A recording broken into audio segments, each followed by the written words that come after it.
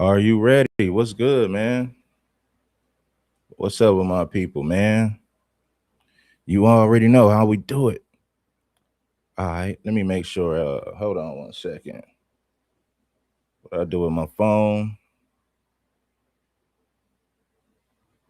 I'm gonna have to grab that phone, man. I haven't done no dating content in a while, so hopefully YouTube picks this one up in the algorithm. Yeah. So give me a second. Let me find my phone real quick, and we're gonna get this show started. Mm-mm-mm.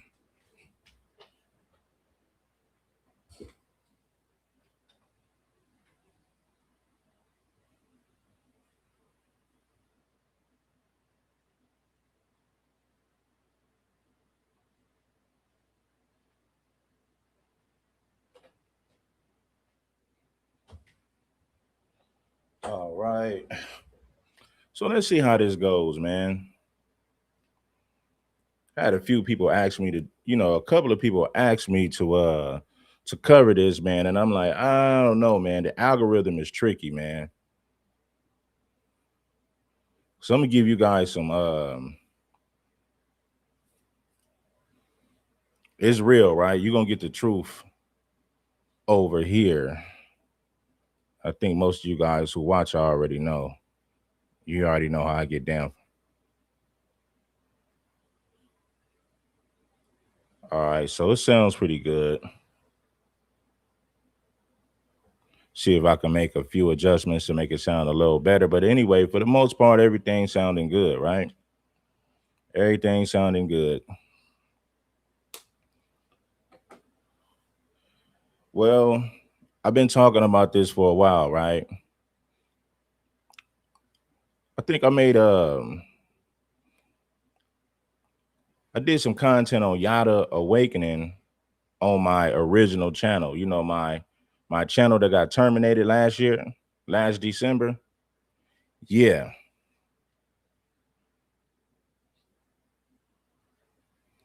did some content on this dude, right? The crazy part about it is Yada Awakening is another Derek Jackson. I thought black women learned from Derek Jackson. Apparently not.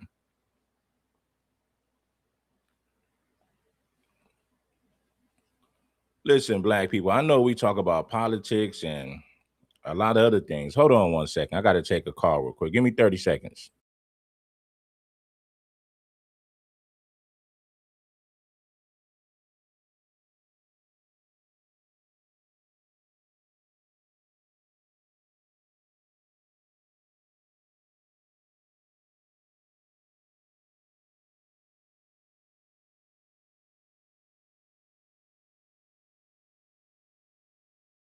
Oh, that wasn't nothing. That was a BS call right there. Scam likely. Huh. The only difference is it didn't pop up as scam likely, but that's exactly what it was. Now, I've been telling you guys, man, I've been telling you guys this for a long time, but people get mad. They don't like to listen to me. I said, if you can make black women feel good, you can make a lot of money on social media. You don't have to be honest with them. All you got to do is make them feel good. And Yada Awakening is basically like, another Derek Jackson telling you to pay for the woman's attention, give her access to your bank account, all this old goofy stuff, right? When I say that black folks are governed by their feelings and emotions, this is a prime example. Brothers like me been telling black women like this dude is a fraud, right? Oh, you guys are just hating. Like, come on, man. Like, quit misusing that word. Like, black people, I ban you, black people, from you. I ban you from using the word hate because so many of our people misuse it. Any real man could see that Yada Awakening is a fraud who panders to black women because he knows that black women just want to feel good. So if you tell them what they want to hear and make them feel good, they'll become your biggest supporters. Yada Awakening understands that. So he capitalized off of the fact that black women just want to feel good. Right? Let me tell you something about feeling good. Like feeling good is like this. Like people take drugs to feel good in a moment, but it hurts them in the long run. Well, that's what happens when you pander to black women. It makes them feel good in the moment, but it hurts them in the long run. Black women or women in general who listen to Yada Awakening, those bras are impossible to deal with in a relationship because they have developed these unrealistic expectations when it comes to dating and marriage because they've been listening to this Panda Bear simp by the name of Yada Awakening, Derek Jackson, and a few others. Just imagine dealing with a woman who listens to him. Just imagine how delusional and disconnected from reality these chicks are. Like if a woman listens to Yada Awakening, there's nothing you can do with her. You might as well let her go. She's a waste of your time. Serious business. And another thing I'm gonna say is this: being married don't make you some dating expert. I'm gonna say it again for you people who are too slow. Being married does not make you some dating or marriage expert. It does not. There's a lot of people out there who got married. You got terrible people who are married. I know some weak men that are married, and I know some trifling women that are married. So being married doesn't mean that you're an expert when it comes to relationships, right? It don't mean that. I know a lot of guys who are married that can't even hang out with their homeboys past 10 p.m. Can't go on a vacation for the weekend to take care of business. I would never want to be in a situation like that. You guys what you have is a live-in parole officer. Pandering to black women only makes them feel good in a moment, but it harms them in the long run. It's kind of like I said, when people take drugs, it feels good. It gives them this, this sense of, you're escaping reality. It's an escape from your reality. So when people take drugs, they feel good in a moment, but it harms their body in the long run. Well, that's the equivalent to pandering to black women. Black women who listen to Derek Jackson are no good for any man. Women who listen to Yada Awaken, they're no good for any man. These females have some of the most ridiculous standards that you could ever some of the most ridiculous standards that you didn't ever heard of, but they get this because they listen to these Panda Bear simps, or they listen to these female feminists who tells them how to use simps. Let me tell you something, brothers. I've been saying this for a long time. Never lead with your wallet, always lead with logic.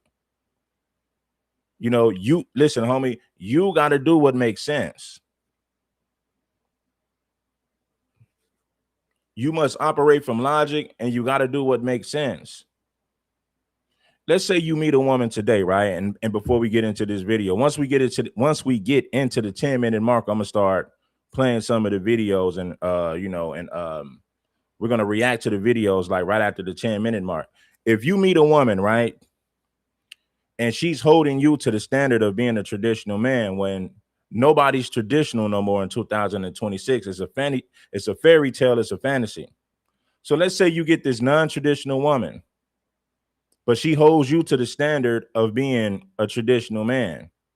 Let's say you paying all the bills, buying her things, and doing all this. Listen, man, you don't even know if this woman really likes you like that. She ain't did nothing to prove her loyalty. All she did was show up and look pretty.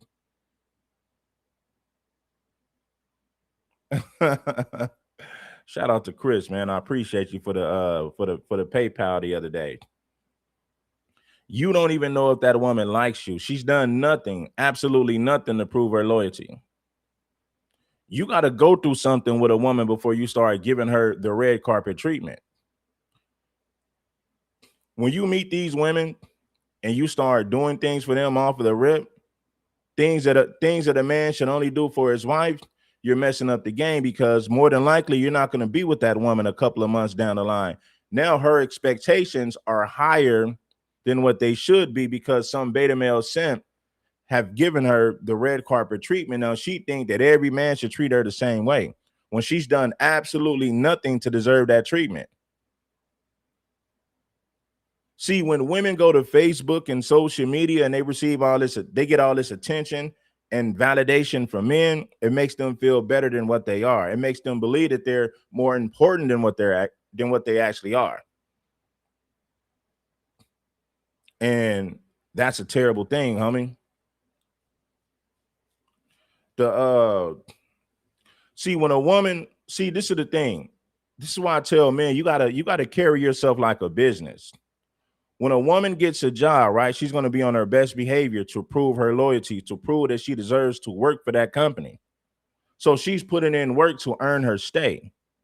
These women of today don't put in work to earn their stay. They come to the table entitled. They come to the table entitled. These women don't feel like they got to prove a damn thing to you. They feel like you must prove yourself to them. Where did they get this mentality from? Beta male simps, spoiling them, and they ain't did a damn thing to earn it. They ain't did a damn thing to deserve it. Listening to these fake ass femininity coaches that's telling them to level up, and it's not going to work in real life. Think about what I just said. Hit the like button if you haven't already. Shout out to Chris, Kat, everybody that's rocking with the platform. I appreciate you all. When modern females get with men today, they don't put in work to prove that they deserve to be with a man like you. They don't.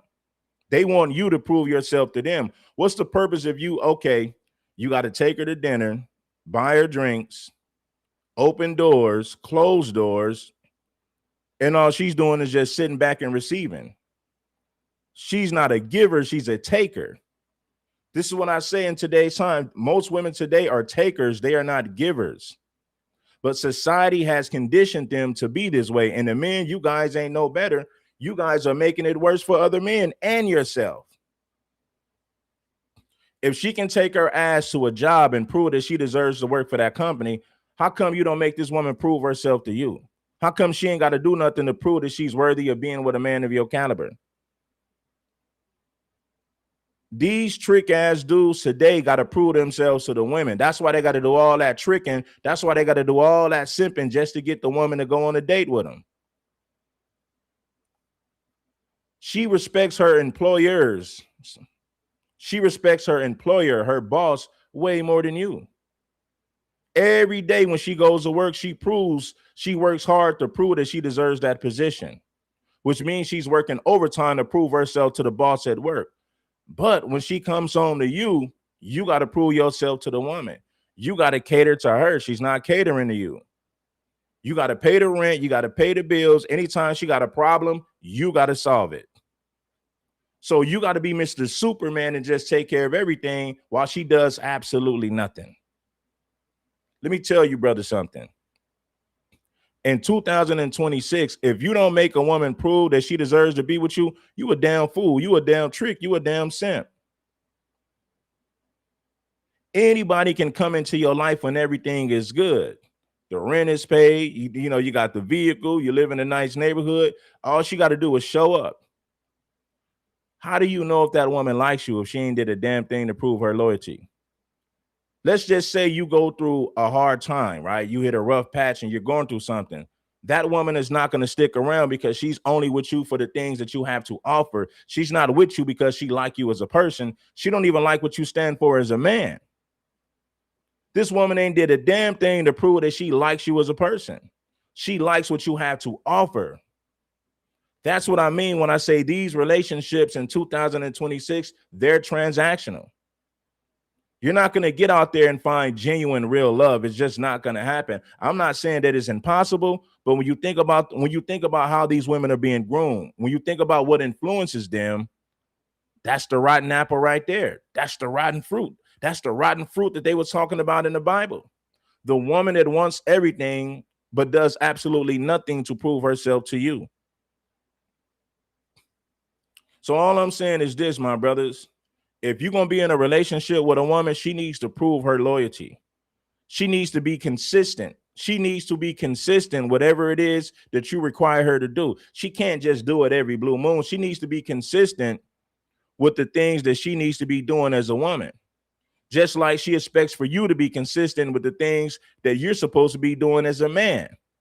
So what you guys do is you allow the woman to apply pressure to you while you apply no pressure on her. All she do is show up and look pretty and you spend your money. She goes to work every day proving herself to her boss. But when she come home to you, she ain't got nothing to prove. You got to prove yourself to her. You got to cater to her. You got to help her. You got to help her with her bills. If she falls short, you got to fix the problem, whatever that problem might be. And to make things worse is a lot of these women got children. So you playing stepdaddy and you taking care of a woman. Technically, her children or her child is another man's responsibility. And that's the crazy part about it is, man, if you hop on these dating sites, the overwhelming majority of these women are single moms already. So do you really want to be a provider for a woman that got another man's child that's stuck in her ways? You think about a woman that's past 30 with a child by another man that's stuck in her ways. There's nothing you can do with that woman. She's not wifeable at that point. She wants you to live up to her expectations, but at the same time, you must provide for her while she's giving all the demands and you're trying to meet her unrealistic expectations. And she's coming to the table with a child or children by another man or other men. How does that even make sense for a man to invest in that? Listen, I can see if you met a woman, hit the like button, man. I can see if you met a woman that was childless, maybe like in her 20s, low body count, she's not bringing kids. You could probably work with that. It just depends on her mindset, because just because a woman is childless don't mean that she has value. How could I say this? There's a lot of childless women out there, but it doesn't mean that they're good women. I know a lot of childless women that are not good either. But what I'm saying is, if you're going to take that risk, if you want to go down that route, you got to get a woman that's childish. Excuse me. Well, not childish, childless. Get a woman that's childless, who's not stuck in her ways, that's willing to learn, that listens way more than she talks. Now, if you get a woman who talks way more than she listens, it ain't gonna work. She thinks she knows everything but knows absolutely nothing in reality. So you got to get rid of these women who want to talk more than they listen. How you gonna lead a woman that's talking more than you? How you gonna lead a woman that thinks that she's smarter than you? Those women are impossible to deal with, so stay away from them. Don't waste your time. Anyway, let's dive into this conversation, man. I had to kick a little game, but all I'm gonna say is this, brothers, never lead with your wallet, always lead with logic. If a woman is ungrateful and disrespectful, you don't spoil her, you don't wine and dine her, you get rid of her. So I'll say it again before the live stream begins. Well, before I start reacting to the video, never lead with your wallet, always lead with logic. A lot of these women ain't even worth dealing with, but you got to use logic to understand that. Yada Awakening. He has probably popped up on your timeline a time or two over the years. Stop trying to teach a man how to love you, how to show up for you, how to be there for you. It's impossible. You can't teach a man how to love you, because a man loves through his actions. And if you watch the way he treats you, listens to the way he speaks to you, he is showing you how much he values you in his life. He was almost like a Derek Jackson, you know, the type of man who seemingly says everything women want to hear. He talked about having dinner cooked and waiting for his woman hand and foot, spoiling her after childbirth, paying her for the work she does as a mother. I pay my wife $150,000 every time she gets pregnant. I also make her nutritional meals, give her massages, and hire any assistance that she needs. You don't have to be wealthy to provide for a woman 100%. You just have to be willing. And taking her on trips so she could escape the everyday stresses of life. And look, man, I told you, man, it don't work. It's another guy by the name of Papi Chulo. I don't mean to stop it. I think he called himself Papi Chulo. This simp wiped up a single mother and she divorced his ass. So he was telling men to do all this paying. What I notice about these men, bro, and I've been studying the game for too long, outside of YouTube and on YouTube. Paying 100% ain't gonna make that woman submit. I'm gonna say it again. Paying 100% ain't gonna make that woman submit. Most of these men who feel like they got to pay for everything, they're trying to make up for something that they're lacking. I'm not going to pay a woman to be my wife. I'm not going to pay a woman to be a mother to our children. That job comes naturally. I'm not going to pay you to do that. You're not going to pay me to provide for you. So why would I pay you to be a nurturer and a caregiver to our children? That's simp behavior. That is a tricks mentality. I'm not going to pay you to be in a relationship with me. The hell do I look like? It's a blessing for you to be with a man like me. I'm making your life better. You're not making my life better. Guess what, brothers? If you're the provider for a woman, now it's cool. Women do bring value, so don't get it twisted, ladies. But what I'm saying is, if I'm taking care of you and leading you, you benefit more than I do from this situation. I'm taking care of you. So it doesn't make sense for you to say, like, it's crazy. But guess what, man? Black women, when will you guys learn? If a man never offers correction, if a man never corrects you and give you direction and guidance, but he always gives you compliments, he's nothing but a Derrick Jaxn. He's nothing but a Yada Awakening. That's why I got upset with a lot of these FBA channels. I'm like, at what point do you guys tell black women the truth so that they can become better women? And I don't want to hear no nonsense about, oh, that's gender content. Black women are the least married women in America. At some point, you got to have these conversations about the role that women need to play and the role that men need to play. Black people can't afford to ignore these conversations. Okay, if you make content as an FBA person and you say, I'm all about community, I'm all about the black community. Well, without families, there is no black community. So if the black woman is the least married and she's having babies out of wedlock, there is no community. You got to have families before you can even have a community.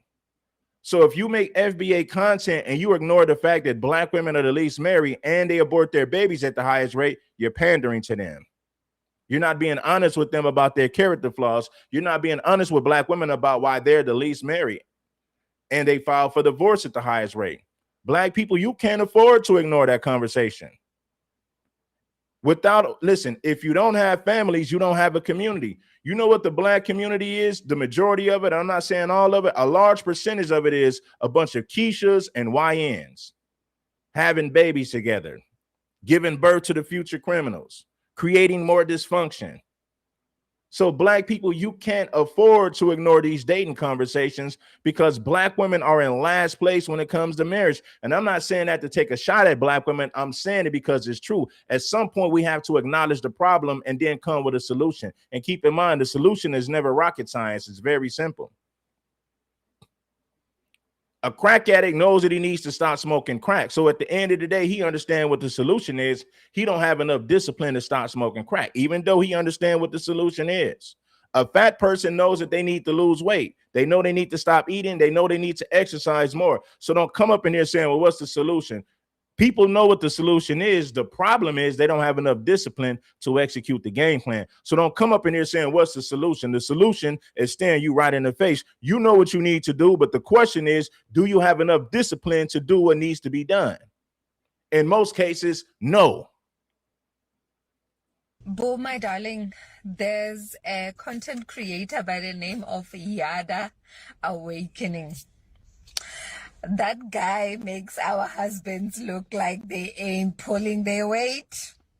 So if you feel you have a husband that is doing the most out here and he is doing what he needs to do as a husband, loving you, supporting you, providing for you, being there all for you, go and check Yada Awakening's. She's dumb, right? I told you, any woman who listens to Yada Awakening is slow. If your woman listens to social media influencers all day, she's no good. It's a wrap because she's influenced by too many different people. Your woman needs to be influenced by you, not other people on YouTube and social media. So if your woman is addicted to social media, she is no good, homie. I promise you, you are wasting your time. If she's influenced by this nonsense that she see on social media, you're wasting your time trying to wipe that woman up. Throw her in the gutter and go find another.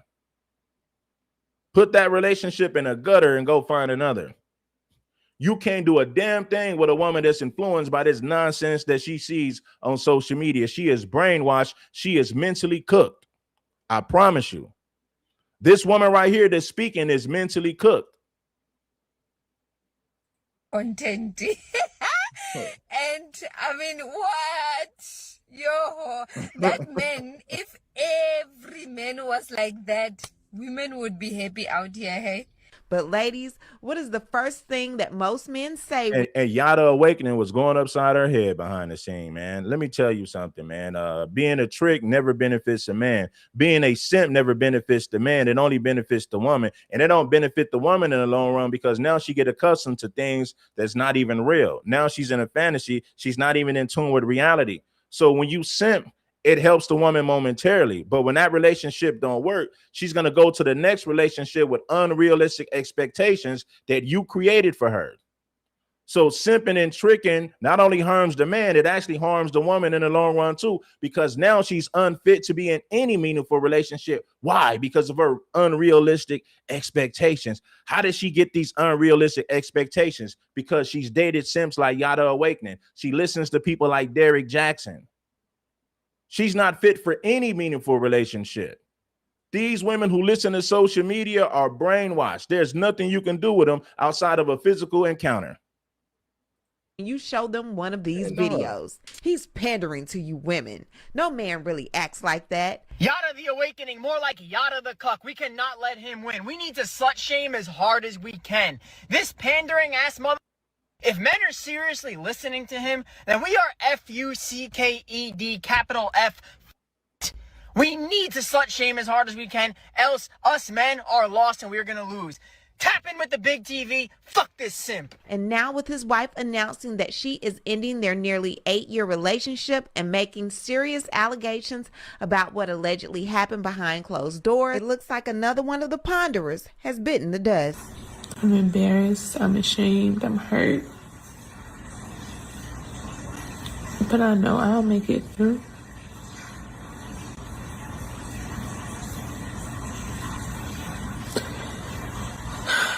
I've tried everything.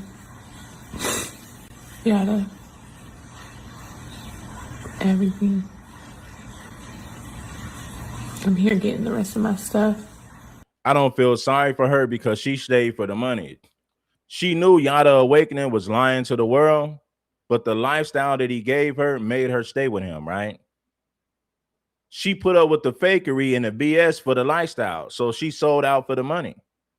Yada sold her fantasy, but when reality came crashing down, when he started to go upside her head, she seen everything for what it was. She see the truth. So the main man that's telling you how to treat a woman was whooping ass behind the scenes, putting his hands on her. I told you guys, right? This is how you make money on social media. Either you pander to black women or never hold them accountable for anything. And black women tend to flock to channels just like that. When will black women learn their lesson? Any man who panders to you is not a real man. He don't have your best interest in mind. He's only thinking about what he's getting out of the situation, which is really nothing. But in his mind, he thinks that he is getting something. All I'm saying is this, lady. If you listen to a male content creator that never holds female behavior accountable, he's pandering to you. Plain and simple. God put men here to be instructors. God put men here to be instructors. God put men here to be a teacher. I had some simp come to my comment section. What do you mean women need to be a team player? Are you saying that you're equal? We're on the same team, but I'm the damn coach. Let me say that again so it can marinate on your mind 100 times. Yes, baby girl, we're on the same team, but guess what? I'm the coach of the team. I'm the coach. I'm the instructor. I'm the director. I'm the mother effing coach. But you're damn right we on the same team. Hit the like button if you haven't already. She knew who Yada Awakening was. She knew the image that he created on social media is not who he really is behind the scenes, but she played along with it because of the lifestyle and money. I don't feel sorry for her.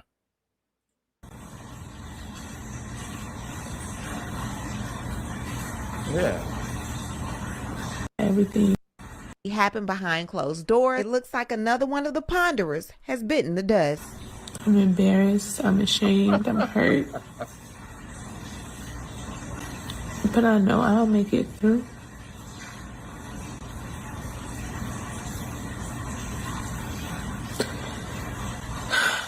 I've tried everything. Yada. Everything. I'm here getting the rest of my stuff.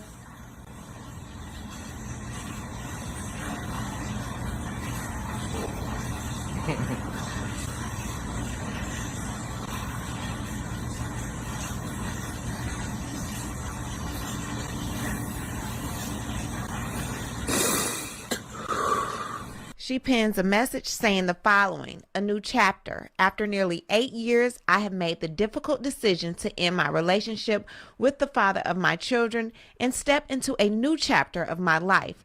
For years, I believed love meant fighting for your family. I gave my all to our home, our children, our businesses, and even protecting his reputation.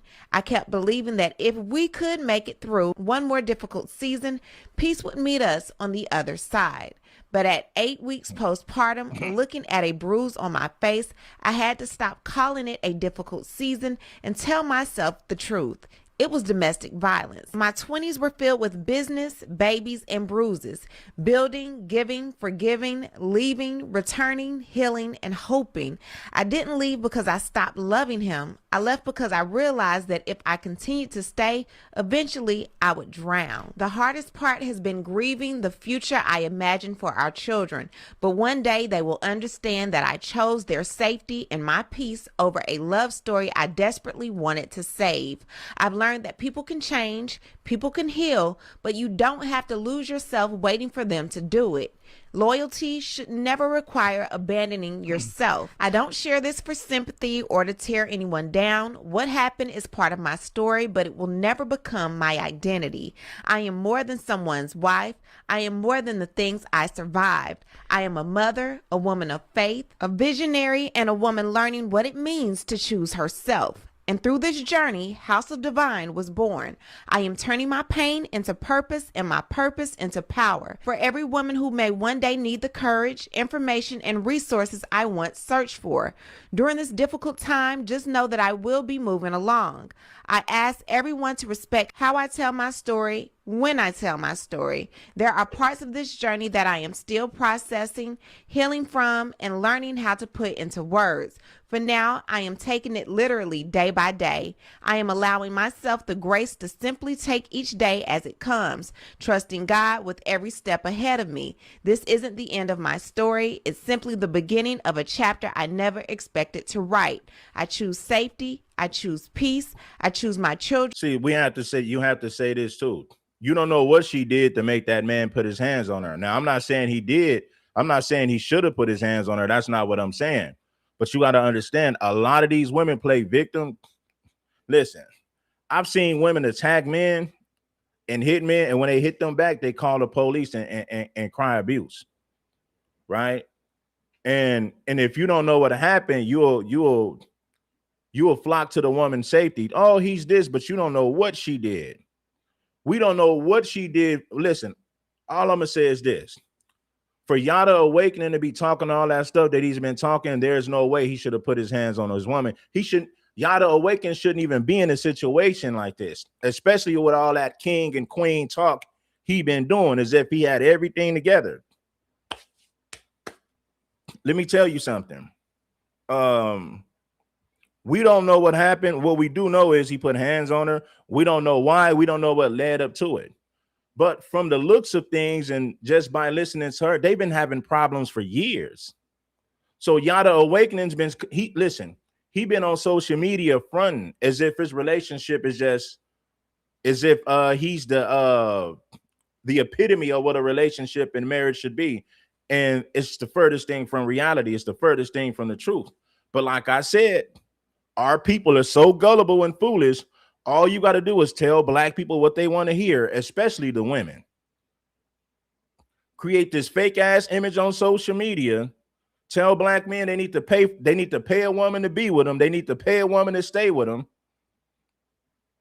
And now you got over 1 million followers on Instagram because You're making black women feel good. You're telling them what they want to hear. This is what I mean by, now I understand how slavery lasted for so long, because you can do the same tricks. Listen, man, you can use the same tricks on black people and it works every time. You would think that black women would have learned from Derrick Jackson, right? At what point, when do you guys learn, man? This is the same trick. This is the same game being played on y'all over and over. I know black women are hard-headed, so even after the Derrick Jackson scandal, I said they're not gonna learn. A new panda bear scent will emerge, and they're gonna follow that dude as if he's Jesus Christ, and all he's doing is pandering to them and telling them what they want to hear. And you say to yourself, like, damn, black women didn't learn from Derrick Jackson? Absolutely not. They still haven't learned. Even after this Yada awakening situation, they still haven't learned. If you can make women feel good, like if you tell women what they want to hear and make them feel good, they'll give your money. They'll give up their money. Why you think black women give up their money to the pastor? Black women give their money to the pastor because the pastor makes them feel good and never holds them accountable for their actions. That's why Pastor Jamal was complaining about, I ain't making no more money because black women lost their jobs. Pandering to black women is big business. At what point will black women learn, man? If a man ain't being honest with you and telling you the damn truth, then he's not a real man. Any man who panders to you but never offers any correction, that never corrects female behavior, never, he's a pander bear. But I know what they're gonna say. You hating? Yeah, well, you're just an idiot then. You just hating on what? If you're dealing with a man that praises you but never offers any correction for your behavior, you're dealing with a panda bear simp. That's exactly what it is. That's why I had to get on the heads of these conscious dudes in the conscious community. You never see them offer any correction for the black woman's behavior. If the black woman is the least married, but she files for divorce at the highest rate, at some point you need to offer some correction for their behavior. But I get it. You're too afraid to hold them accountable because you feel like, I'm not going to make money if I hold a black woman accountable, so I won't say anything at all. Unfortunately, that's the mentality of a lot of brothers in our community. They're going to do two things. Either they're going to pander to black women, for one, or two, they're going to overlook all the character flaws of the black woman and never hold them accountable for anything. That is a major problem in our community. And I've been talking about it for a long time. I choose, and a woman learning what it means to choose herself. And through this journey, House of Divine was born. I am turning my pain into purpose and my purpose into power. For every woman who may one day need the courage, information, and resources I once searched for. During this difficult time, just know that I will be moving along. I ask everyone to respect how I tell my story, when I tell my story. There are parts of this journey that I am still processing, healing from, and learning how to put into words. For now, I am taking it literally day by day. I am allowing myself the grace to simply take each day as it comes, trusting God with every step ahead of me. This isn't the end of my story. It's simply the beginning of a chapter I never expected to write. I choose safety. I choose peace. I choose my children. I choose purpose. And finally, I choose me. So she posts this text allegedly between the both of them, and she says, just FYI, I have to find a way to get my mouth fixed fast. That night you hit me, broke off the rest of my tooth, and I've been in severe pain since. If it's infected, it will cause my breast milk to become infected. He allegedly responds, go to Dr. Dave. That's the best bet at the best price. She responds with the crying emoji. You were supposed to be there with me. You were supposed to always be my safe place. I hate that you did this to our family. Have a good day, Yada. And if you were to never speak to Yada again, ever again, what would you tell him? What would be your last message? That part's gonna make me cry. But I try everything, and in my heart, I love you. You will always be my best friend. But I have to choose myself, and I have to protect our babies. And I would much rather them have both parents alive than to one be in a hospital with something terminal or one of us not to be here. So I'm praying. Shout out to Chronicle Speaks. I believe this lady's name is Chronicle Speaks. Shout out to her. This is fair use. I'm just reacting to the video. Salute to you. Keep doing your thing. All I'm saying is this, man. Just imagine trying to get with her after, like, and this is the thing. Why would any man want her after she had all these babies by Yada Awakening? She can never be any man's wife after this. This woman will be damaged and scarred for the rest of her life. What man of any value is going to take her after being in this relationship with Yada Awakening? Not only is she coming with the mental and spiritual baggage, she's coming with the children that she had from this man. Who in their right mind want to take on all this baggage that this woman will bring to the table? She is psychologically damaged, emotionally damaged. She's bringing children, which is physical baggage. You would have to lower your standard. I don't know why any man with options would want to take on a woman like this after she done had all these babies with this Yada Awakening dude. This woman is mentally and psychologically damaged. She's spiritually damaged. And there's nothing you can do to manage her. This woman needs healing from God. She needs to go on a spiritual cleansing. She needs to go on a journey of spiritual cleansing. What man in his right mind gonna take her serious after coming to the table with all these babies from Yada Awakening? Just imagine the simp that dates her after this. So you gonna rescue a woman with all these kids by a guy that she was married to? Technically, she's still Yada's woman. If you choose to wife this woman up after this, you a damn fool. What you're doing is you're marrying another man's wife. She is spiritually connected and spiritually tied to Yada Awakening for the rest of her life. She could never be your woman.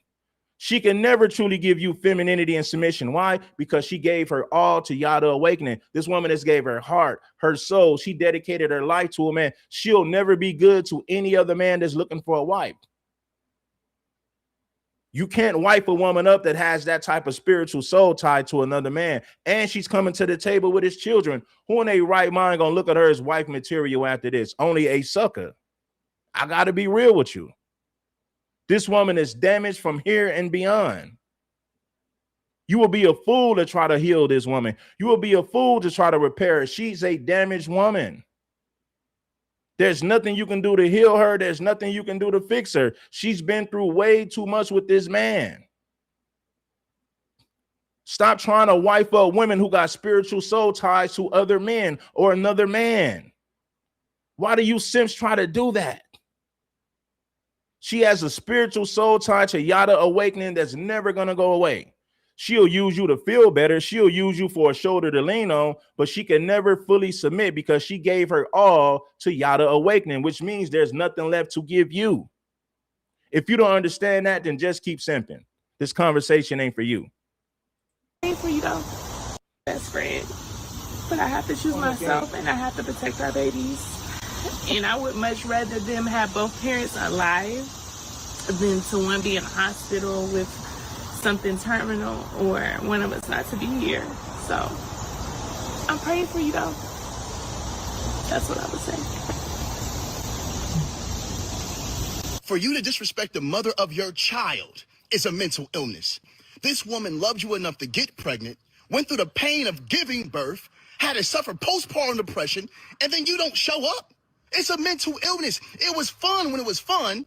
Now that you have to have responsibilities, now that you have to provide, now that you have to worry about something more than you don't show up. It's a mental illness to look at a woman give birth, to see the pain she goes through and still betray her, still don't want to provide for her or show up. Man, y'all mentally sick. Ladies, leave them. I don't care if you're currently pregnant or married. If these men can watch you go through pain and still not show up, they hate you. Leave them now. All praises. How did you and Yada even meet? No, just imagine how many women listens to this, bro. Like I told you, if your woman is listening to a social media influencer, get rid of her. I'm not going to tell you to get rid of her. You make that decision, but I'm going to tell you this. If your woman is influenced by one of these dating coaches, it's a wrap. Your woman shouldn't be influenced by nobody that she watches on YouTube. Her influence should come from you. You should be the main one in her life influencing her. If she's if she's going to social media to be influenced by somebody else, that ain't your woman, man. That's what I mean by women who are social media junkies are no good for relationships, bro.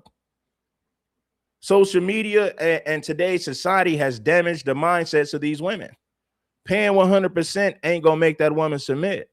Yada Awakening paid for everything, and look at the relationship. It doesn't work, homie. Simping doesn't work. Paying 100% does not make women submit. Standing on manly business, masculinity, and principles is what makes women submit. Money can't never make a woman submit. She'll use you for the benefits. She'll use you for the things that you have to offer. But no, paying 100% don't make women submit. You know how many men who are paid 100% and these women still file for divorce? These women still found a reason to leave them.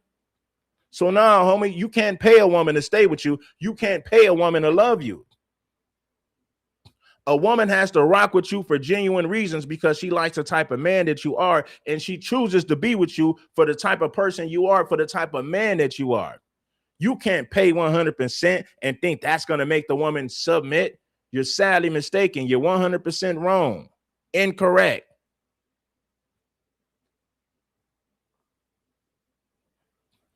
It's a Papi Chulo guy. I think he came on Anton Daniels show or whatever show Anton used to be on. This dude wiped up a single mom, married her, bragged about paying for everything, and she still filed for divorce on his monkey ass a few years later. He did all that simping, bragging about being his provider. He thought paying 100% was going to keep the woman. He thought paying 100% was going to make her stay. She still filed for divorce later. Let me tell you something, ladies. Any man who feels the need to pay you, if a man feels that he has to pay you to stay in a relationship, he's trying to make up for some character flaws that he's not showing on camera. Because no man who's confident, no man who believes in himself, no man who truly believes in himself has to pay a woman to be with him. Only a sucker pays a woman to be with him. And eventually his true colors will show. Yada Awakening is a prime example. I remember asking, like, how many women you done something? So I ain't tell this to no women. I didn't even be officially in the United States. So, but I remember him walking and he has this little, like. Listen, simps don't hold women accountable for nothing, bro. This is why a lot of people in the FBA, oh, you taking shots at FBA. I'm FBA. I'm taking shots at the weak ass men that we have in our community. I'm holding black female feminists accountable. That has nothing to do with me taking a crap on FBA. I'm a foundational black American. All I said is too many men in our community are simps and a lot of our women are feminists. If you listen, if you got a YouTube channel, right, and you give advice to black people, but you never offer correction to black women's behavior, I mean, you never do it, you a pander bear, homie. You're no different than Derek Jackson. You're no different than Yada Awakening.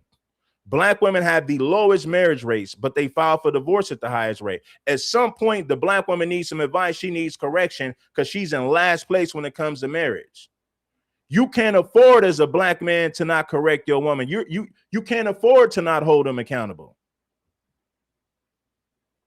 That's like coaching the LA Clippers, but you never tell them what they're doing wrong. You never have a conversation with them about why they can't win the championship. You never have a conversation with them about why they can't make it to the playoffs and eventually win the championship. That's like you coaching the Sacramento Kings and they lose every season. Can't win a championship, can't win a championship if their life depended on it. You're coaching teams with the worst records, but you never offer correction. You never take them back to the drawing board to show, hey, man, this is what you're doing wrong. This is what you're going to need to improve. Black men, listen, black women, and I'm saying this out of love. I'm not bashing you, but black women have the worst stats when it comes to dating and marriage. As a black man, you can't afford to overlook the character flaws. I'm not saying that listen, as black men, we got problems too. And I don't mind people saying, hey, this and that. Hey, we can have a conversation. You can't afford to ignore the character flaws of the black woman when it comes to dating and marriage. You can't afford, because if your team is in last place or if your players are in last place, at what point do you have the conversation with them about the things that they might be doing wrong? At what point do you have that conversation? If not, then you're just pandering to them. I get it. You're no different than Pastor Jamal Bryant. When will black men step up and say, black women, this is what you're doing wrong? This is why you the least married. This is why your relationships, and this is why only 20-something% of black women will ever get married. At what point will a black man rise up and be honest with black women to help them in the long run? I'm not talking about pandering them. I'm not talking about pandering to them so that they'll support your YouTube platform. That don't benefit nobody but you. Anytime you avoid telling black women the truth, you never offer correction to their behavior, and you got a large platform, you're simping, you're a pander bear.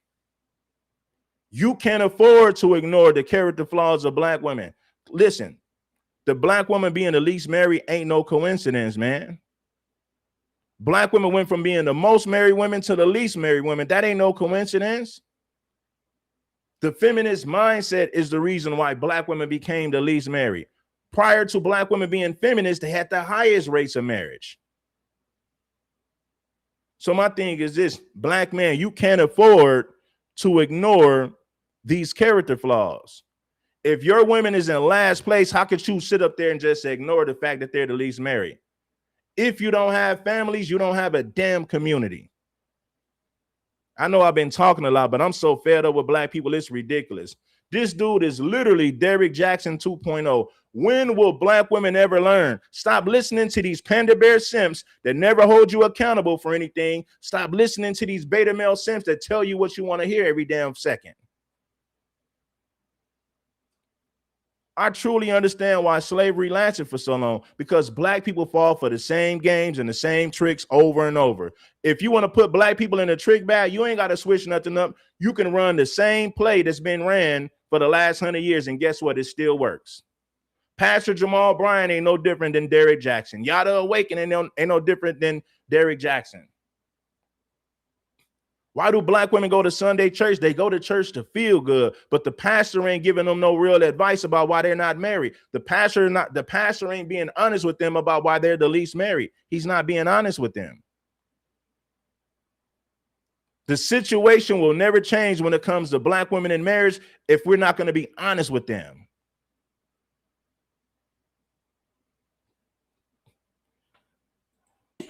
I don't want to call it like a waddle, but it's just so cute. It's just this little walk because he got one leg that's like a little longer than the other. So he was walking. Remember, he reached. Well, I got to tell you like this, Debbie. The black man is used to being criticized, right? Criticism ain't really nothing for a black man, right? It's easy for somebody to tell a black man, hey, man, you broke. Hey, man, you too short. Hey, man, you need to get your own place. You need this. Society has never had a problem being honest with the men. The problem is black women are not used to men being brutally honest with them. They're not. Anytime you're brutally honest with the black woman, they're going to say that you're bashing her or somehow you're belittling her. I knew this chick with 3 kids. She had 3 baby daddies, and she's like 36 or 37 years old. I told her, I said, well, sweetie, if you got 3 baby daddies, you're doing something wrong. At some point, you need to do something different. Maybe you need to listen more than you talk. I'm not going to sit here and let you belittle me. And how am I belittling you? All I did was tell you the truth. If you got 3 baby daddies and you're not with none of them, at some point, you're doing something wrong. But I get it. You can do nothing wrong. You're always the victim and never the problem. This woman had 3 baby daddies. And when I told her, maybe you're doing something wrong. You're 0 for 3. What man is going to look at you and see value once he find out that you got 3 baby daddies and ain't none of them dudes married you? At what point do you look in the mirror and say, I got a problem, I'm doing something wrong? She told me, I'm not finna sit up there and let you belittle me. How am I belittling you? I'm being honest with you, but guess what? Black women are not used to people being honest with them. So when you are honest with them, they're going to say that you're bashing them or somehow belittling them. It's crazy, homie.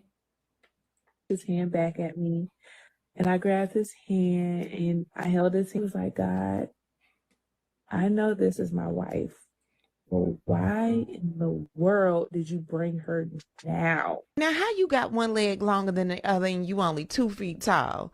Now, according to Yada's first wife, Aja was reportedly one of Yada Awakening's followers when she signed up to participate in his holistic healing and detox program in Ecuador. And there are stronger women on the side of every strong man. There's stronger women on the side of every wise man. There in tone. Love's the only answer. What's the difference between Yada Awakening and Pastor Jamal Bryant or these black pastors at these churches, period? It ain't no different. Hey, you guys think I be making up stuff. I said the content creators are the new pastors. Black men who never hold black women accountable for anything are the new pastors. The only difference is they're doing it on social media. The pastor does it at church on Sunday. That's the only difference. The pastor is pandering to the black woman and not being honest with her about her character flaws. The content creators are the new pastors. They're not being honest with black women about their character flaws. They're not being honest with black women about why they're the least married. So when I said the content creators are the new pastors, I was on to something. I'm telling you the damn truth. Yada Awakening is no different from Pastor Jamal Bryant telling black women what they want to hear for money. Love of self is the only answer. Love of self puts you in tune with something higher than yourself. Because when you find God, you'll find yourself. And when you find yourself, you'll find God. Audra had a consultation allegedly with his wife. She went there for healing, but she came out with a whole lot more. Take a listen to this. I just want to bring up this post that I saw. Asia trying to justify her pregnancy and her relationship, that she said that she saw Yada online 2 years ago and that she was just so in love with him at the moment that she saw him that she was chanting and manifested him into her life. Now, she knew, because I knew of you, I knew of daughter, I thought he was a married man with a child. She obviously knew he was a married man. How do you feel about her chanting and manifesting your man into her life? Well, your ex-man now, but at the time, your man into her life. You do. So, again, my issue is not with Asia. What goofies do, they're supposed to chant your name. They're supposed to be in your... You remember when I told you, I said, black people make all the wrong people famous? They make all the wrong people famous. Yada Awakening, Derek Jackson, Pastor Jamal Bryant, and a long list of these other black male pander bears who never tell black women the truth. They pander to them. And I'm gonna ask you guys a question right now. Name 5 brothers who make FBA content. I'm not talking about brothers who are foundational black Americans. I'm talking about brothers who make FBA content.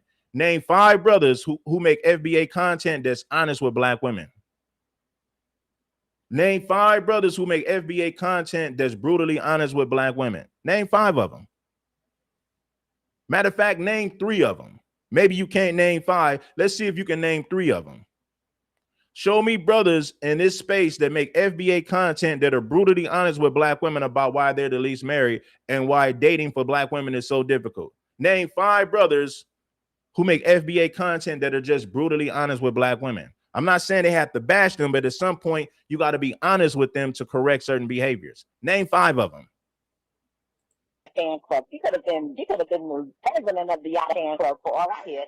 She is. Remember, her hashtag is classy vegan or wifey or whatever it is, and she's rocking that necklace to the death of it. Oh, this necklace. Oh, the necklace that was given to me as a holiday gift. But when I knew we were done, I said here because I knew my name would be changing. That necklace. Yeah, girl, that necklace, and she's acting like he bought it specifically for her and gave it her into a box as a brand new necklace. But she's wearing wifey's Legos, right? Leftovers. Pretty much. Okay. For those as well. Okay. Yes, ma'am. Again, I think if he was over my house and we messing around, I mean, if we were still carrying on a relationship as a married couple, I would feel horrible. But again, he was supposed to keep it professional with her. He was supposed to be her teacher, God, whatever was that he was doing. My family. I agree with that. Jason Black, the Black Authority, and Ant CEO. That's 2. That's only 2 right there. And I agree with that. You're right about that. Ant CEO, he's a youngster, and that's crazy because he's a youngster. And you have Jason Black. Okay, so you gave me 2. Give me 3 more. Give me 3 more brothers who make FBA content that actually holds black women accountable and tell them the damn truth about why they're not being married and why their dating life sucks. Give me 3 more black men who make FBA content that are brutally honest with black women. Give me 3 more.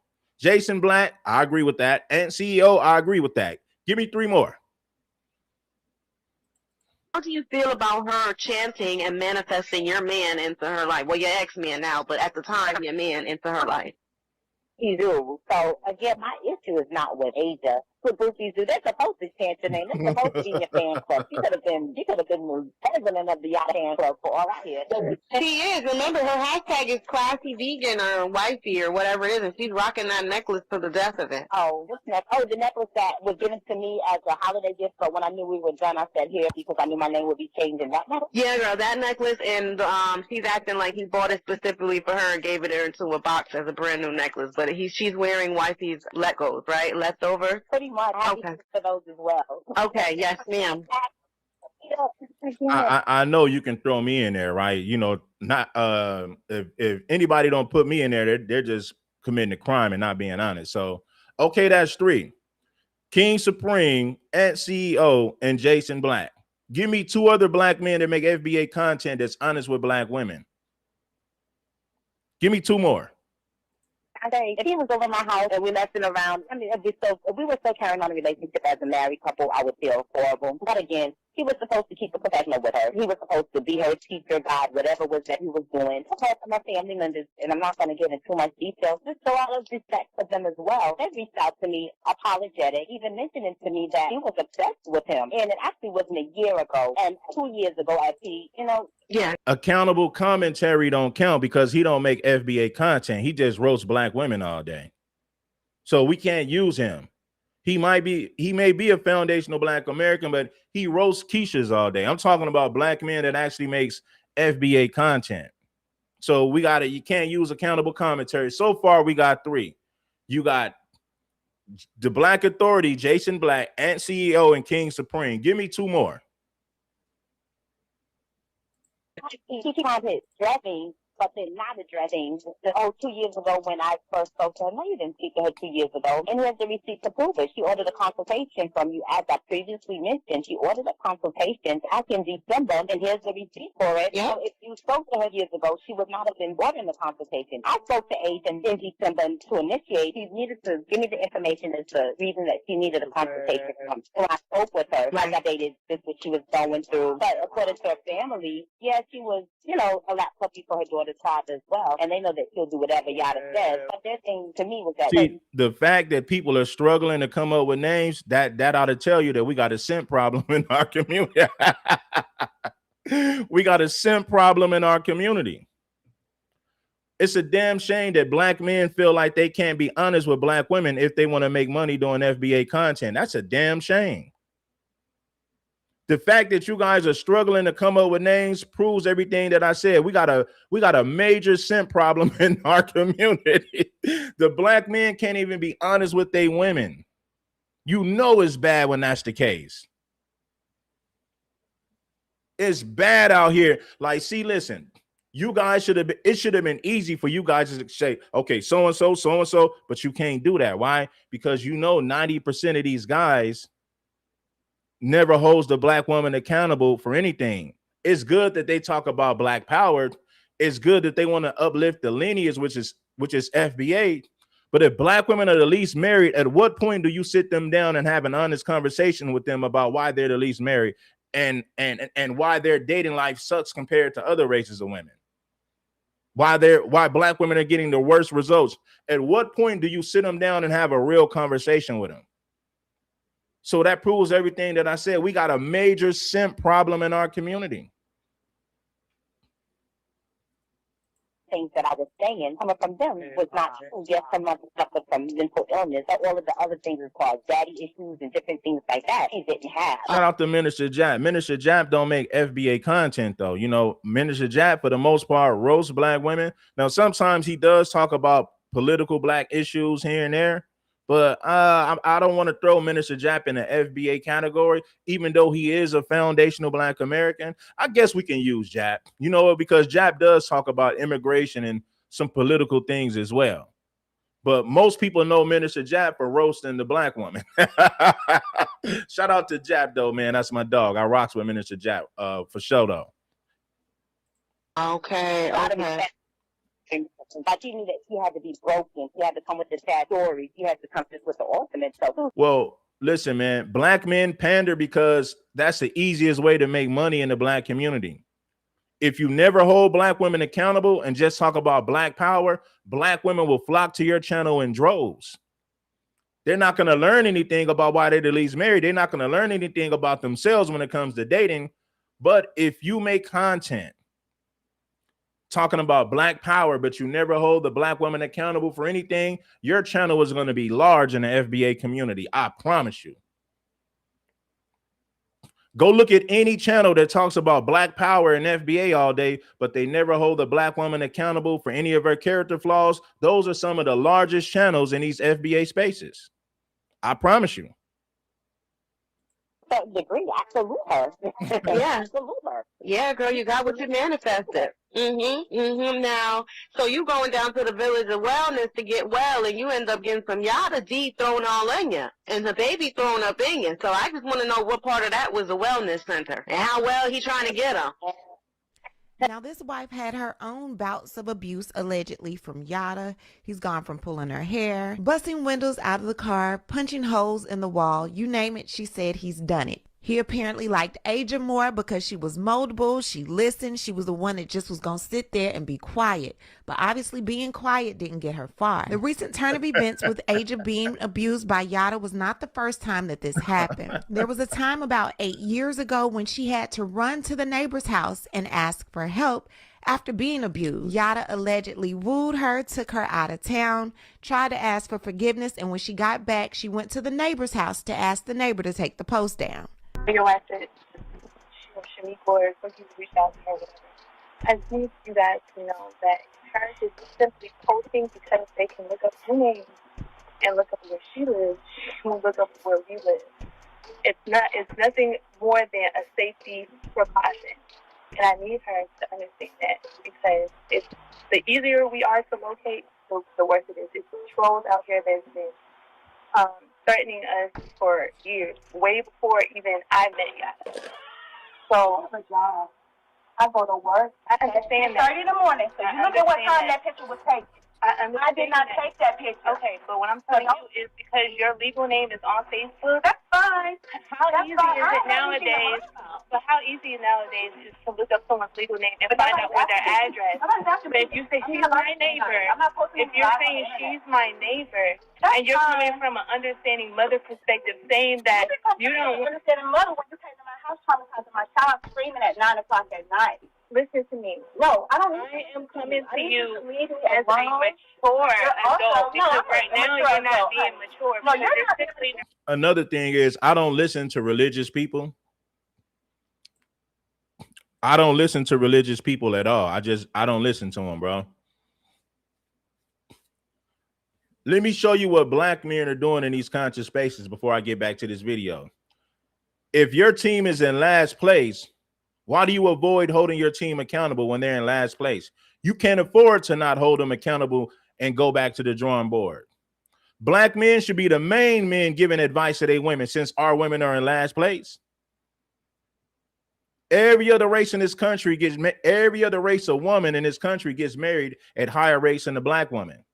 So as a Black man, you can't afford to not tell Black women the truth. You can't afford it. Your team is in last place and you're going to sit up there and pander to them and not say anything about some of their character flaws. You won't offer any correction for their behavior. Now you see why the Black community is in trouble, because you got men with large microphones and platforms that refuse to be honest with Black women about why they're in last place when it comes to marriage. You can't afford to not be honest with them at this point. Black women are losing. The Asian woman the Asian woman gonna get married. The Latino woman gonna get even a white woman. Black women are in last place when it comes to marriage. And you mean to tell me you never have a conversation with them about what they might be doing wrong? You never have a conversation with them about the things that they might be doing wrong? You mean to tell me you never had that conversation with them? This is what I mean when I say the Black community is overran by panda bear simps who just tell Black women what they want to hear all day. Never mind the fact that Black women are in last place. As long as they support your platform and spend money with you, you don't give a damn about them being in last place. You're pandering to them for money. You don't give a damn that the Black woman is suffering. You don't give a damn about the Black woman being in last place when it comes to marriage. You don't give a damn about none of that, which is why you never offer any correction for their behavior. That's truly sad. letting me finish. Because they can look up your name. That's fine. And Because they can look up, because they can, my home. first of all, I don't know what you were talking about or what you think you know, because one matter of fact, all I'm letting you know. Okay, ma'am. That's the equivalent of you coaching a baseball team or a basketball team, and your team is in last place, and you never have a conversation with them about why they're losing. I mean, think about it. It makes perfect sense. You would be a terrible coach if you was coaching a basketball team and they always came in last place and never went to a championship, but you never sat them down to have a conversation about why they might be losing. You just avoid the conversation. You would be a terrible coach if you did that. Well, that's exactly what black men are doing in the black community. They refuse to have that conversation with black women. They avoid the conversation. You would think that the black woman is the most married woman in the country. Because you say, well, damn, we know they're not. We know black women are in last place. And sisters, I'm not saying that to down you. I'm saying that because I want y'all to do better. I want to see y'all in a better position. But listen, ladies, if a black man really cared about you, at some point he's going to sit you down and have a conversation with you about the things that you are doing wrong. When a person cares about you, that's what they do. You ain't going to sit up there and ignore the fact that the women are in last place and just talk about white supremacy all day, but avoid the conversation about why black women are losing when it comes to marriage. People like that don't give a damn about you. They're selling you feel-good medicine. So this could become a very civil issue, and not even from our end. This is what I'm telling you. Yada has over 500,000 followers. And no, I'm not telling you to be scared. I'm telling you to be smart, because it is yours. Needless to say, this is not his first run-in. We have cruelty to children in the second degree, June 29, 2017, aggravated assault, June 29, 2017, and criminal damage to property, second degree, same date, June 29, 2017. Then May 7th, 2018, we have aggravated assault, family violence, aggravated assault, family violence, criminal damage to property in the second degree, cruelty to children in the third degree. Then a charge from May 26, 2017 appears as battery, family violence. Now, see, y'all quiet. The Queens is quiet now. Quiet now. Why y'all get so? And then why would black women even listen to Dr. Umar when it comes to marriage? This dude is over 50 years old. He called black women queens all day, but won't marry one. This is what I mean by all you got to do is say nice things to black women to get their support. You don't have to believe it, but as long as you say it with conviction, they'll support you financially. They'll support your platform. You don't have to actually believe it. Black people, like black women, fall for the same trick over and over. If you avoid holding a black woman accountable and you call her queen, they'll support you financially. They'll support you to the utmost. Dr. Umar has mastered the Panda Bear game. Dr. Umar knows if I avoid holding black women accountable and call them queens every day, I'm going to have a large black female support system. I'm going to have a large black female following. I'm going to have a large following like King Solomon, like my man Sinful used to say. If you avoid holding a black woman accountable and call her a queen every chance you get, you're going to have a large following like King Solomon. I promise you. The art of Panda Bear, the art of the master, he has mastered the art of being a damn Panda Bear. So did Yada Awakening. So did Pastor Jamal Bryant.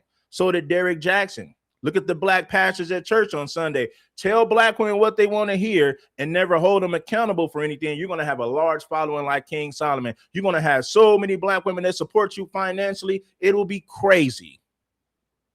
So many black men have capitalized off of the fact that they know black women just want to hear what they want to hear. So guess what? Well, I'm going to tell black women what they want to hear. I'm going to make a whole lot of money and get a whole lot of followers. So a lot of black men have followed that same blueprint, unfortunately, and black women continue to fall for it.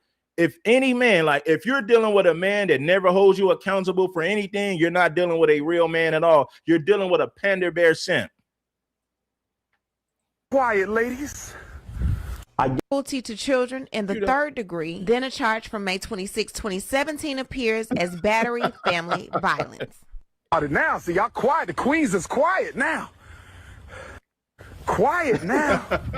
Why y'all get so quiet, ladies? I guarantee you it's not a man out there that's surprised. We told y'all.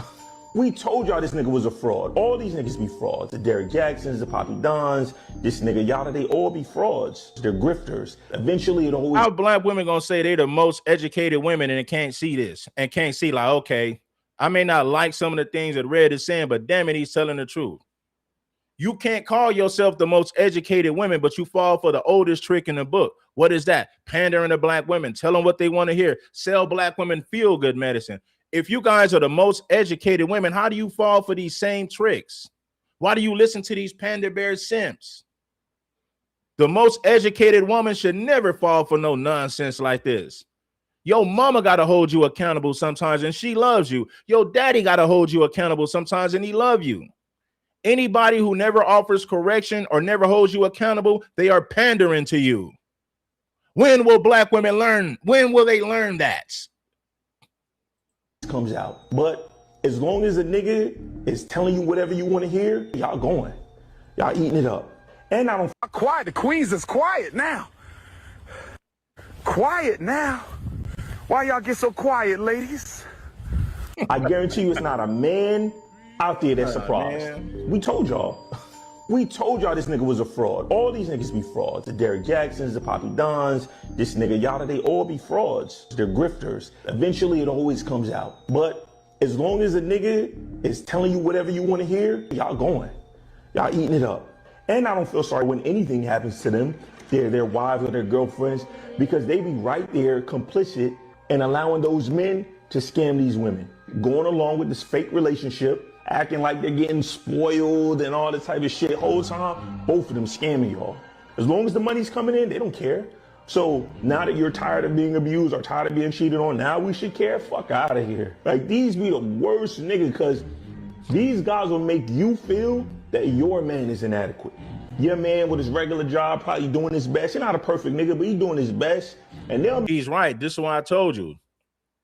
If any woman listens to Yada Awakening, she is damaged beyond repair. Don't even waste your time dealing with her. If she's listening to any of these social media fake ass gurus and she's influenced by that, your relationship ain't gonna work. If your woman is addicted to social media, throw the relationship in the gutter and find another. It's not gonna work. It's a waste of time investing in her. Why? Because her influence comes from somebody outside of you. If your woman is influenced by somebody outside of you, then the relationship ain't gonna work. It's just not gonna work, fellas. Let's just be real. If your woman listens to Yada Awakening, you're in trouble, man. That relationship is trash. That relationship is going downhill super fast. You need a woman that's not addicted to social media. Any woman that's addicted to social media is not fit to be anybody's wife. I promise you that, bro. If she's on social media listening to influencers, taking advice from idiots who are just pandering to make money, it is a waste of time of you dealing with that woman, because her influence comes from somebody outside of you, and that relationship will never work. That relationship has no foundation whatsoever. Soon as the wind blows, when the wind blows 5 miles an hour, it's going to knock your whole house down, because there was no foundation to begin with. You had nothing to stand on. Make you feel like your man is inadequate. Whole time, they be the liars. They be the cheaters. They be the abusers. They be the manipulators. They do the most egregious shit behind the scenes, and then get online and cap, and then got you looking at your nigga like he inadequate. I'm hurt, but I know I'll make it through. I've tried everything. Yada. But if your discernment was where it needs to be, she knew all of this stuff about Yada Awakening, but she tolerated it because he was tricking and spinning bread. You dig? So why feel sorry for her now when you knew Yada Awakening was lying to everybody about, you know, what he was doing and how he treats you and how beautiful you guys' marriage and relationship is? Yada Awakening was lying online. He created this fake image and you went along with it because the money was good. Yeah, true story. The money was good. She went along with it for as long as she could. And guess what? When she divorced Yada Awakening, she gonna get some paper. She gonna get some bread. You did.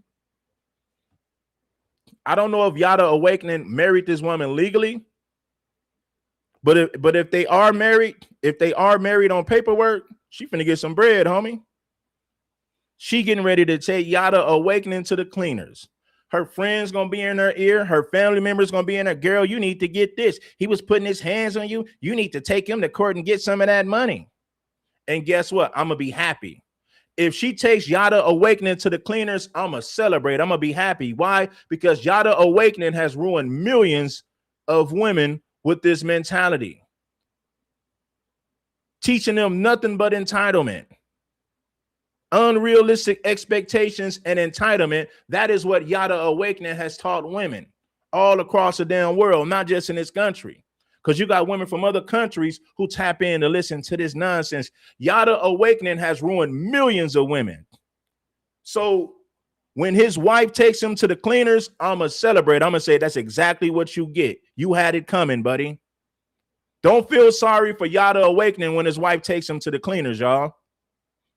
Been able to see through that bullshit anyway. It's a dirty game. Stay focused though. Now you also have two wives, right? Is that correct? Okay. Of course. So one wife is here in America. The other one is in West Africa. Yes. Okay. So both of them are glowing. Of course. These are my now. I have to put this out. Now, if Yada Awakening if he didn't get legally married, then he's smart. Now, if he got legally married, he's dumb, because if he got legally married, she gonna take him to the cleaners. He better hope by God that he never got married legally to this woman, because if he did, she's finna take his monkey ass to the cleaners. Ooh-wee. Out there, because a lot of men believe that, they good women for sexual things. It's not that. Mine is based completely on business. My woman in West Africa, she runs a whole trucking company. She lives in a mansion. She's properly taken care of, and I also support her whole family. Mm-hmm. My wife here runs the company here. They're bosses. She runs the company. She's in charge of the company here. I take care of her whole family. I make things happen. So it's not me, I'm just a sexually craved man and I'm just going out here going crazy. No, I take care of my family. But see, Yada has to pay women to be with him. He's 5'3". He's a micro mini man. He's a midget. I know Mexicans that are taller than Yada Awakening. Yada Awakening has to pay a woman to be with him. What woman in a right mind gonna be with Yada Awakening if he ain't breaking bread, if he ain't financing her lifestyle? Nobody, baby. Nobody, baby. Yada Awakening has to pay a woman to be with him. Nobody wants to be with Yada Awakening because he's handsome, he's charming, and he's such a good man to stand on principles. He's a fake ass Muslim, for one, preaching his religious bullshit from the pulpit, pandering to women and telling them whatever they want to hear. Telling black men that they must pay a woman to be with them. And if you're not paying a woman to be with you, somehow you're not a real man. Yada Awakening has to pay a woman to be with him. There's no other way he could get a woman.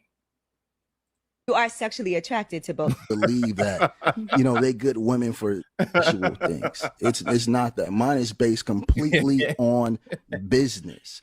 My woman in West Africa, she runs a whole trucking company. She lives in a mansion. She's properly taken care of, and I also support her whole family. Mm-hmm. My wife here runs the company here. They're bosses. She runs the company. She's in charge of the company here. I take care of her whole family. Right, I make things happen. So it's not me, I'm just a sexually craved man and I'm just going out here going crazy. No, I take care of my family. But you are sexually attracted to both women. They're beautiful women.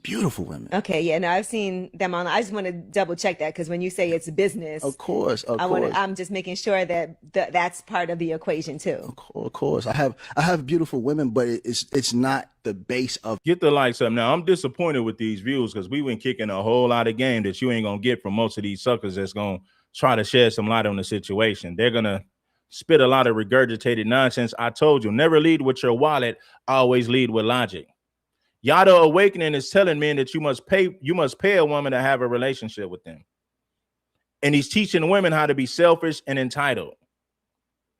What requirements? Listen, I never once heard Yada Awakening saying what a woman must do to qualify to be with a man that's a provider. I never once heard him say that. Now, what he's saying is you need to just have the money and take care of a woman and finance her lifestyle. I never heard him say this is what a woman needs to do to even be qualified for a man like that. So women should have all the standards in the world, but as men, we should have none. We're just expected to spend money. We're just expected to take care of her because she's a female and she got a hole between her legs. Based on that fact, we should cater to the woman and pay for her lifestyle. What requirements should a man have for his woman if he's going to provide for her, Yada?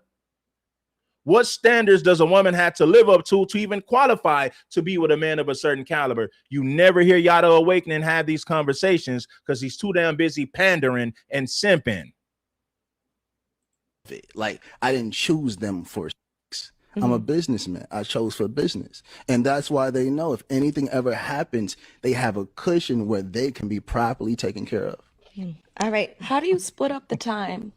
I want to just jump into the tea. Like, how do you split in the time? Is it 6 months Jordan each? was like, I'll take that salary. Right. I mean, Yes. So, so I'm over here half of the year. I'm over here half of the year. But the beautiful part about it is that my first wife chose the second wife. So it wasn't me saying, I want you. She was like, nah, she cool. And she's intelligent. Like, she just graduated. Now, Yada Awakening may be smarter than we think. I don't think that this man is legally married. Because if he is legally married, oh, man, he's going to get cooked. She going to take him to the cleaners. He's finna get cooked if he's legally married. Now, if he was smart, he would say, no, we're not getting married through the government. Because if this relationship goes sour, and we do know that women file for divorce, Black women in particular file for divorce at the highest rate. Don't get mad at me. Look at the stats, ladies. It is a known fact that Black women file for divorce at the highest rate, and they're the least married. So if you a man of means with money, marrying a Black woman is a gamble. I mean, marrying any woman legally, not just Black women. So don't get it twisted, Black women. I'm just saying. But the record states and the facts show that Black women do file for divorce at the highest rate while being the least married. That is scary. How you going to be the least married but file for divorce at the highest rate? You know what they're going to say? Well, Black men are just terrible. This is what they're going to do. They're not going to admit that they have a problem. They're going to say, well, that's because Black men are cheaters. They're abusers.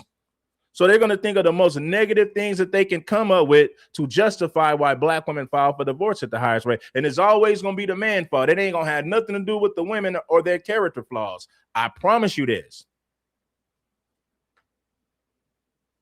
Well, Black women file for divorce because Black men are cheaters. They're narcissists. They're physically abusive. They're verbally abusive.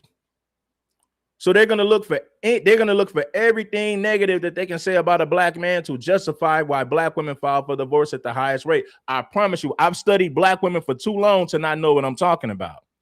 At the end of the day, it's going to be your fault, Black man. She filed for divorce because of how you was treating her, because you was cheating on her, because you was being physically abusive and verbally abusive. It's the Black man's fault for why the Black woman filed for all these damn divorces. Okay, we get it. Let's move on. From college, but they can be properly taken care of. All right. How do you split up the time? I want to just jump into the tea. Like, how do you split in the time? Is it 6 months Jordan each? was like, I'll take that salary. Right. I mean, Yes. So, so I'm over here half of the year. I'm over here half of the year. But the beautiful part about it is that my first wife chose the second wife. So it wasn't me saying, I want you. She was like, nah, she cool. And she's intelligent. Like, she just graduated from college. Right. She was like, oh, she's it. So I said, come on, let me see. And she's shining. They both shining, but she's shining. Yeah. so they hang out with each other and That's it. everything. Yeah. Yeah, It's real like sister wives situation. It's their sisters. Yes. They'll be cool even if I wasn't even in the picture. You know why I like Steffi? Because even though we on some manly timing over here, Steffi knows not to take it personal. We're just speaking about Black women in general and the problems that comes with dating the modern Black female. So if you see any Black woman in my comment section, that means that she understands what it is and she can take some constructive criticism. You know, a lot of the Black women get offended once they hear this conversation. Once they hear Black men talking like this, they get offended and run away instead of sitting down so that they can learn something. No, they don't want to sit down and learn something. They want to run away and say that we're bashing black women and we're just being misogynist. That's what they say when they don't want to deal with the facts, when they don't want to deal with the truth. They'll say, oh, this is misogynist. He's a narcissist. He's a misogynist. This is gender war content. Shut your dumb ass up. If you're in last place when it comes to marriage, at some point you might need to sit down and take some damn notes. If you are in last place when it comes to marriage, at some point you need to sit down and take some notes. You know. But when y'all are all in the same house, do you all sleep in the same room? No. I'm not. No. They have different bedrooms. Oh, okay. Yeah, So y'all have different bedrooms? No, they have different bedrooms. And let me say it. I'm gonna say this: being married don't mean that you know what you're talking about in relationships. Most men that are married got to compromise with their wives. He can't hang out past 10 p.m. He can't go on a vacation without his wife blowing up his phone, asking him where he's at, when he's coming home every 10 to 15 minutes. A lot of these married men are in a damn prison. They can't do nothing without their wife's approval. So let me tell you something. Being married doesn't mean that you are some type of relationship. Being married doesn't mean that you're some type of expert when it comes to relationships. You know how many simps I know that got married? You know how many female feminists that I know who found some sucker to marry them? So even though we may say, okay, getting married is a good thing, but at the same time, being married isn't everything. And I'm not telling people not to get married. What I'm saying is a lot of these married people don't even qualify to give you no advice, because if you seen what was going on behind the scenes in that marriage, you wouldn't want no parts of that. So what they try to do is they try to live off the fact that I'm married. Okay, what's going on in your marriage? Does your wife follow your leadership? Do you have a healthy marriage? Do you have a healthy relationship? And in most cases, they don't. A lot of times you got a bunch of people who just went and got married, but if you seen what was going on behind the scenes in that marriage, you would say, man, I don't want nothing to do with that. You know how many married men I know that can't go nowhere without their wife blowing up their phone every 30 minutes, every damn hour? I got a homeboy right now that's married. He can't go nowhere without his wife blowing up his phone every damn 30 minutes. Where you at? When you coming back home? I said, damn, bro, your parole officer is on the phone, man. You got a live-in parole officer, but you call this woman your wife. So don't be fooled by these simps that are telling you they're married and their wife is the one running the relationship and running the show behind the scenes. So I'm not impressed when a dude tell me I'm married. Yeah. Yeah. Do you run that relationship?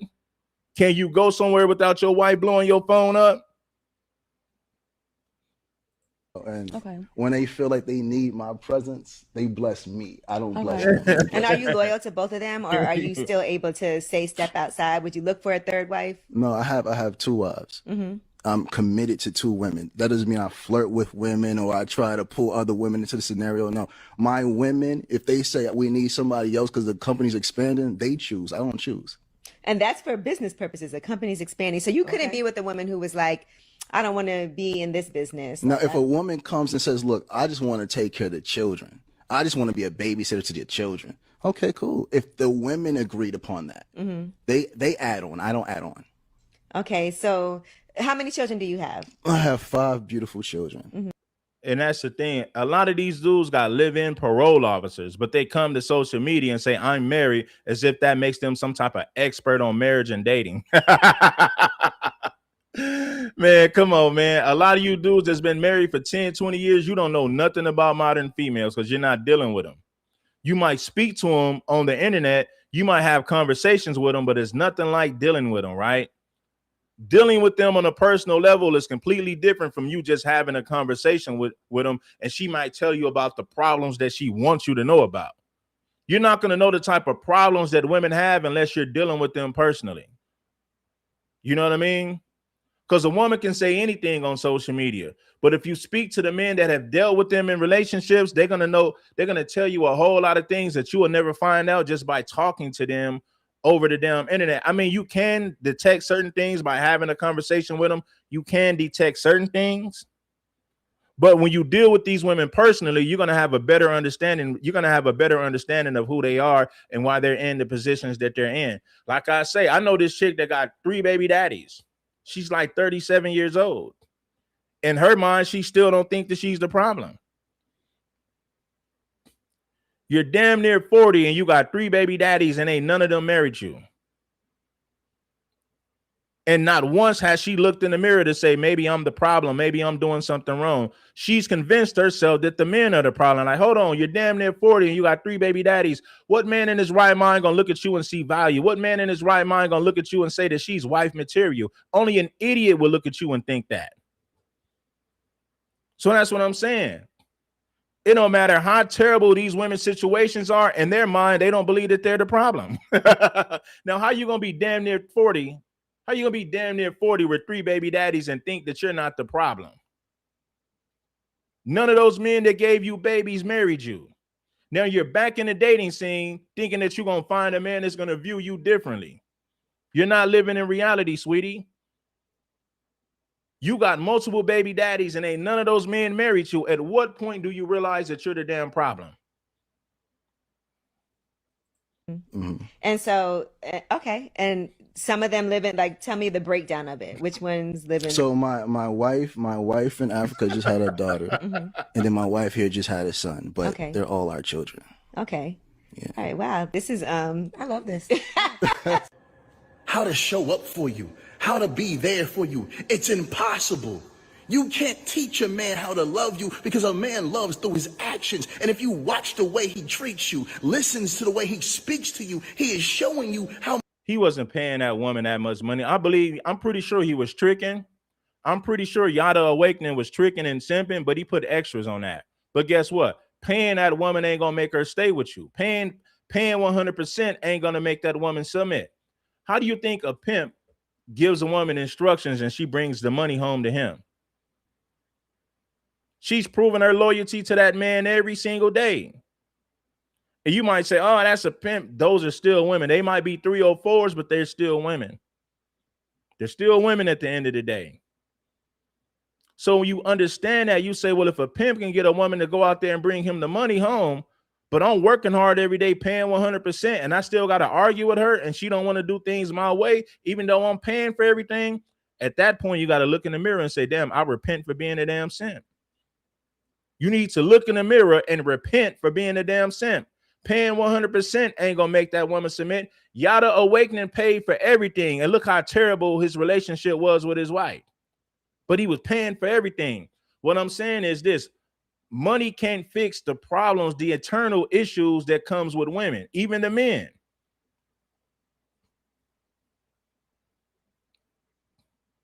These women have eternal issues, internal issues. These are problems that money can't fix. So no, paying 100% is not going to make that woman submit.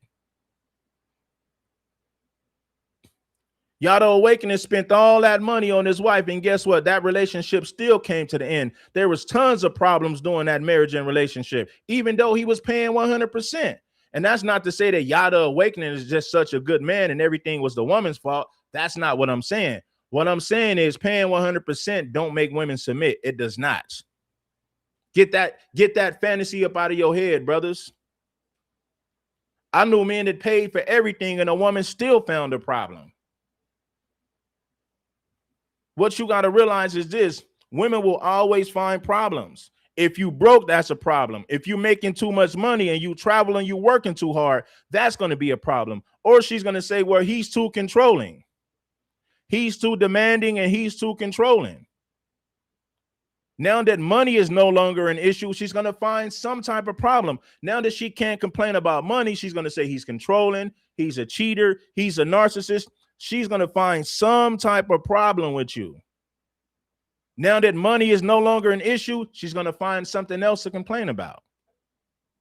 You don't spend enough time. You're too controlling. You're too demanding. He's a narcissist. He's a cheater. That's exactly what happens. Now that money is no longer an issue, money is not a problem, she's going to find other things to complain about. I promise you. That's what happened in most cases. Why do you think when these NBA players get married and when their career is over, the woman finds a reason to leave and file for divorce?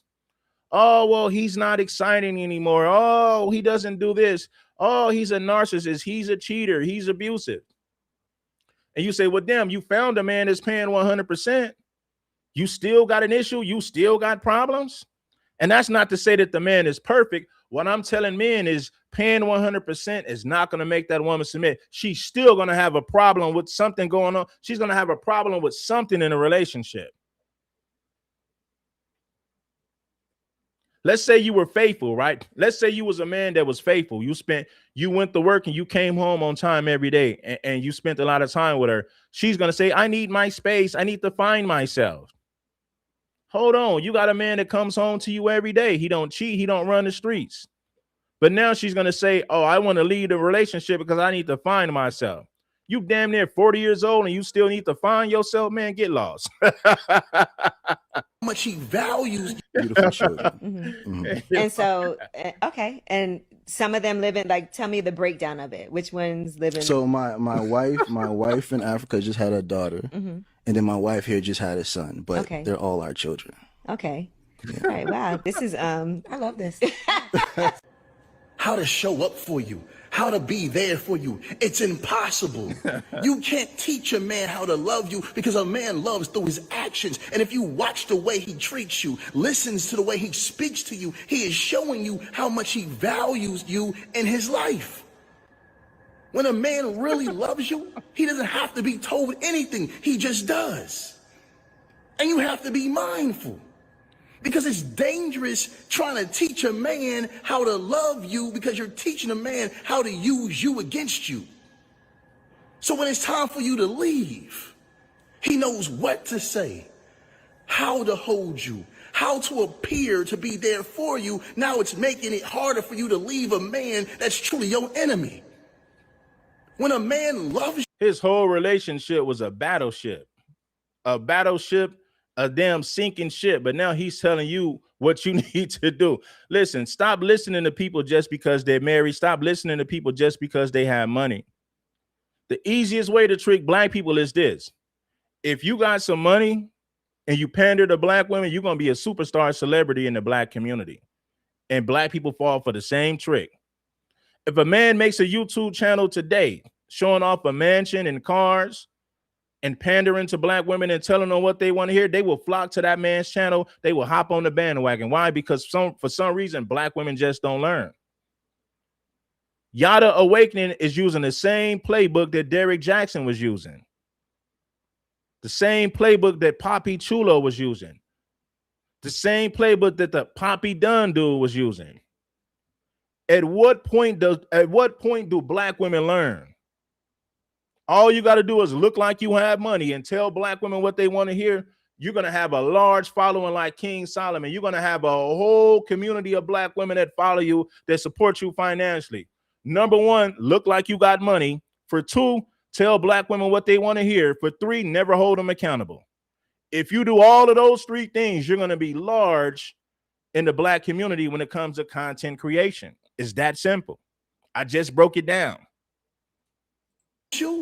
He shows you through his actions how much he values you, how much he appreciates you.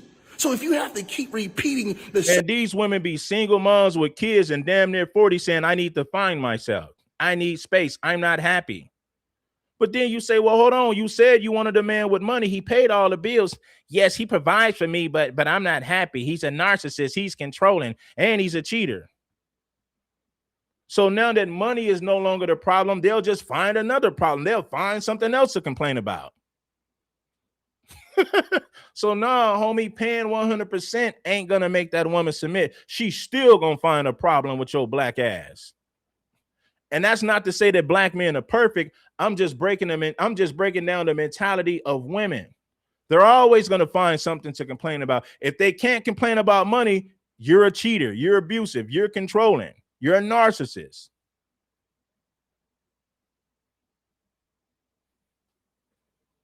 Women will find something to complain about, homie. I'm just telling you the truth. I'm telling you what I know. I'm not telling you what I think or feel. And then you're going to have women, not all of us do that. Well, enough of y'all do it. Not saying that all of you guys do that, but well over 50%. Anything over 50% is the majority. The majority of women will find something to complain about if they can't complain about money. I promise you, brothers. Same thing over and over and over again, that man isn't for you. That man doesn't adore you. He doesn't appreciate you. He doesn't respect you. Love yourself enough to never try to teach a man how to love you. Because you don't have to teach a man that's sent by God. He knows what to do. Only a man that's sent by the devil, you have to try to teach how to love you. And that man will always use you against you. Praises. Men like this know exactly what women want to hear. They sell the books, they make videos, we watch them, but many do not practice what they preach. What I need to do. He's a master manipulator. He knows what black women wants to hear, so he capitalizes off of what black women want to hear.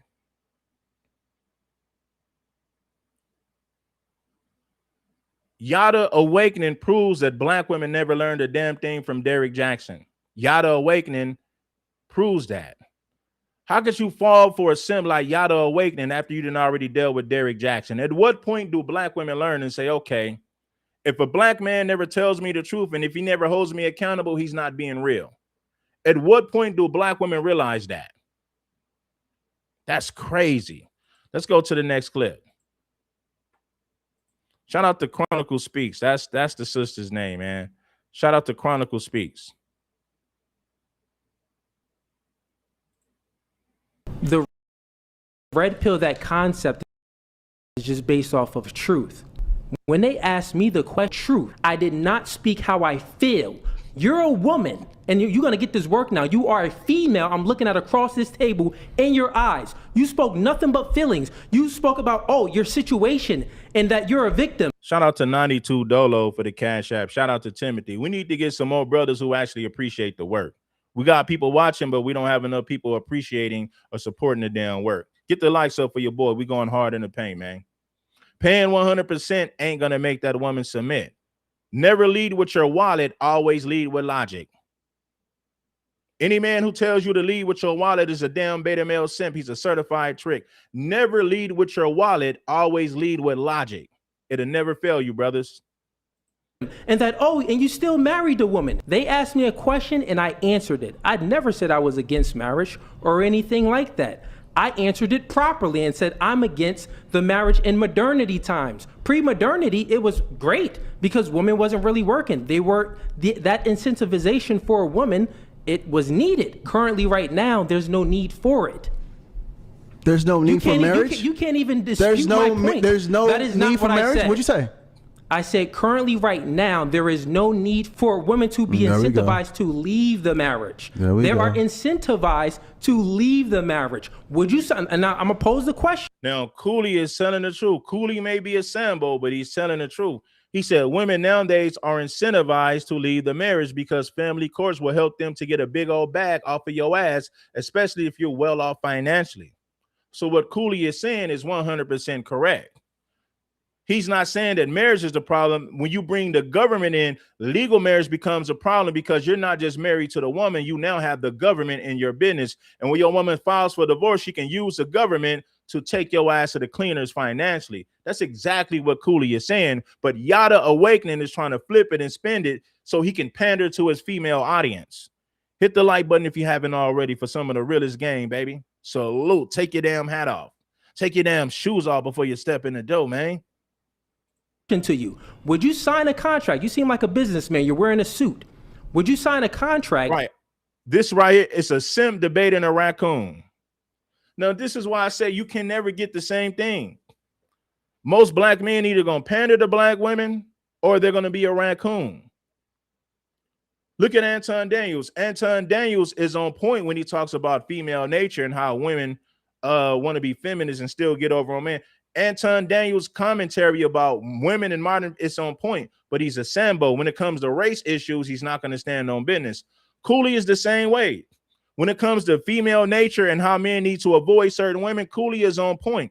Cooley is a Sambo. No, anytime it comes to a race-related conversation, that's when Cooley's going to drop the ball and become a Sambo. Yada Awakening may stand on business when it comes to blackness, but he panders to black women. So you can't get the full package out of either one of these guys. You got to blend. You got to take Yada Awakening and Cooley just to have one full man. Cooley's not a simp. He will hold the black woman accountable. He will hold women in general accountable, but Cooley ain't gonna stand on business when it comes to blackness. Yada Awakening will stand on business when it comes to blackness, but he's a beta male simp when it comes to women. He's a panda bear when it comes to women. That the other party is incentivized to break it. Brother, Answer it, yes or no. Brother, Don't give me your like you feelings. said, like you said, I am a businessman, a great businessman, and I understand that family is the first business. I'm speaking, brother. You're shaking your head already. You ain't answer the question, You're talking bro. about feminine traits. Shaking You your ain't head answer the already. question. You're shaking your head No, already. females Bro, I'm avoid speaking. questions. That's what I've been saying about brothers in the brothers in the FBA community. They'll stand on business when it comes to blackness and race-related issues, but they're simps when it comes to black women. Listen, when these dudes in the FBA community talks about black empowerment and black history, you can listen to them. It makes perfect sense, but they're simps when it comes to women, which is why they never hold them accountable for anything. Cooley, on the other hand, you could take his advice when it comes to women and how a man must operate in this relationship. His advice is on point when it comes to women, but when it comes to race-related conversations, don't listen to him. He's going to start tap dancing. He's going to drop the ball. Both of these guys have weaknesses. Yada Awakening's weakness is women. He feels like he needs to pander and simp just to have a woman in his presence. He must pay a woman to be in a relationship with him. Yada Awakening's weaknesses, his weakness is women. He's a simp when it comes to women. Cooley, on the other hand, like I say, Cooley gonna give you the gospel when it comes to female nature and what types of women you need to avoid. He's gonna give you the gospel when it comes to that. But when it comes to race-related issues, he gonna put on his tap shoes and dance for massa. True story. I'm speaking, brother. I'm speaking. Yes or no? You're showing feminine traits again. I listened to you. I did not cut you off. Not once. Not once. Control the panties, please. Control the panties. Hey, bro, come on. Control the Little panties. Ninja Turtle over here talking about control the panties. I'm about to get Master Splinter in here to correct you, brother. Chill out, man. He said control the panties. I'm like, okay, micro mini man, you're 5'3" midget. You a 5'3" midget that gotta pay a woman to be in a relationship with you. Shut up. Micro mini man, you midget. That's exactly what I would have said to this fool if I was Cooley. Sounds silly. Go ahead, Yada. Brother, again, family is the first business. Man. If I'm stepping into a business to make money and I don't think the business partner I'm with is beneficial to me, I will not do business with that person. Do you understand? Oh, the demon showing again. You didn't the answer demon. the question. I just told you. You didn't answer the Family question. is the first Family is business. So you if will I sign a have to contract. question, marriage is a contract, brother. Yeah, but marriage that is a business, contract. They are incentivized. Marriage Your wife is right a now, she's contract. incentivized. Marriage is a contract that's controlled by the government. Now, what he should have asked, what Cooley should have asked his fool, are you legally married? Did you get married through the government? That's exactly what I would have said. If I was Cooley, that's the question that I would have asked Yada Awakening. Are you legally married? I know you call these women your wives, but I got a real question. Are you legally married to these women? If you're not, shut the hell up about marriage, because we're talking about legal marriage. That's what I'm speaking against. So if you're not legally married, just shut the hell up, because we're having a different conversation. Cooley said that legal marriage, women are incentivized to file for divorce when they're married to a man that's well off financially. They are incentivized to leave because they can get money. If the man is worth money, they could actually walk away with something. They're incentivized to do so. That's all Cooley is saying. That's exactly what Cooley is saying. Now, what Cooley should have said, are you legally married? Because that's what I'm talking. I'm speaking against legal marriage to the government. If you are not legally married to that woman, shut the hell up. Please. Marriage is She'll a get contract, half. brother. If my woman left me, she deserves more than half, brother. That's great, my but she's woman. still incentivized. Oh, so he said if his woman leaves him, she's worthy of getting that. Okay, your woman's filing for divorce. Will Yada Awakening give his wife half? Let me see, because I'm gonna clip this and make this a short video. This is at the hour and 54-minute mark. Okay, Yada Awakening's wife has filed for divorce. Let's see if Yada's gonna give her half. You already paid the woman to be with you. She shouldn't need no more money. You done already paid the woman 250 grand plus more a year just to be with you. And she's been with you for 8 years. She should have millions in the bank already from your sucker, from your simp ass behavior. Let's see if Yada Awakening is going to give his wife half since she's filing for divorce. Let's see if he gives this woman half. I want y'all to hear that again. I have no problem giving her half if she leaves me. Okay, cool. Let's see if you do it. Marriage is She'll a get half. contract, Okay. brother. If my woman left me, she deserves more than half, brother. That's great, my but she's woman. still incentivized. Again, if I'm stepping into a relationship based off fear, I have no business being in a relationship. Feminine traits. Control yourself, brother. Not feminine traits Control at all. yourself, brother. So you mean to tell me what is Oh, goodness. marriage is from Basically, what he's saying is feminine to not pay a woman. It's feminine to not pay a woman to be with you. Man, anybody who listens to Yada Awakening is a damn idiot. Anytime a man has to pay a woman to be with him, he is the definition of a sucker with a capital S on the chest. It stands for simp and sucker. That's what the S on your chest stands for, brother. I mean, sucker. the biblical perspective, right? So that means that let's just take it back. Let's just take it back even further than He pre-modernity. said more than half. Basically, what he's saying is he's paying women to be with him. Let's see if Yada Awakening gives his wife half because she's leaving. She says she don't want to be in his marriage no more. She don't want to be in a relationship no more. Let's see if Yada Awakening gives his wife more than half of everything that he's earned. Let's see if Yada Awakening gives his woman more than half of everything that he got. Let's see if Yada Awakening stays true to his word. He's pandering. Right? So at the end of the day, marriage is a covenant between the man, the woman, and God. There weren't any contracts that was made to incentivize women to leave the man when marriage first came about. There wasn't anything like this. So I'm not against marriage. I think you still don't understand my point. And I'm not saying not to get into marriage because of fear. I'm just stating what's true. You're using feelings again. So what is true? Would you sign a contract that someone is incentivized You just to break said you're it? not talking about fear, but you keep on saying, "Oh, she can take half and she can leave you, brother." No. Listen, hold on, hold on, brother. That isn't fear. Hold It's on, a fact. hold on, brother. Hold on. No, you're giving your opinion, brother. No, that is a fact. Stop. That is a fact. Stop. That's not an opinion. What Cooley said is actually true. He said a woman could actually take this. That's not based on fear. It's the truth. That's like me saying, hey, man, if you're driving down the street without a license, a police can pull you over and take your vehicle. Oh, man, you speaking out of fear. No, it's not fear. It's just the truth. Now, you can call it fear if you want to, but it's the truth at the end of the day. If you're driving with no driver license, you can go to jail in a lot of states. Am I saying that out of fear, or do you say, no, he's saying that because it's actually true? Let's go.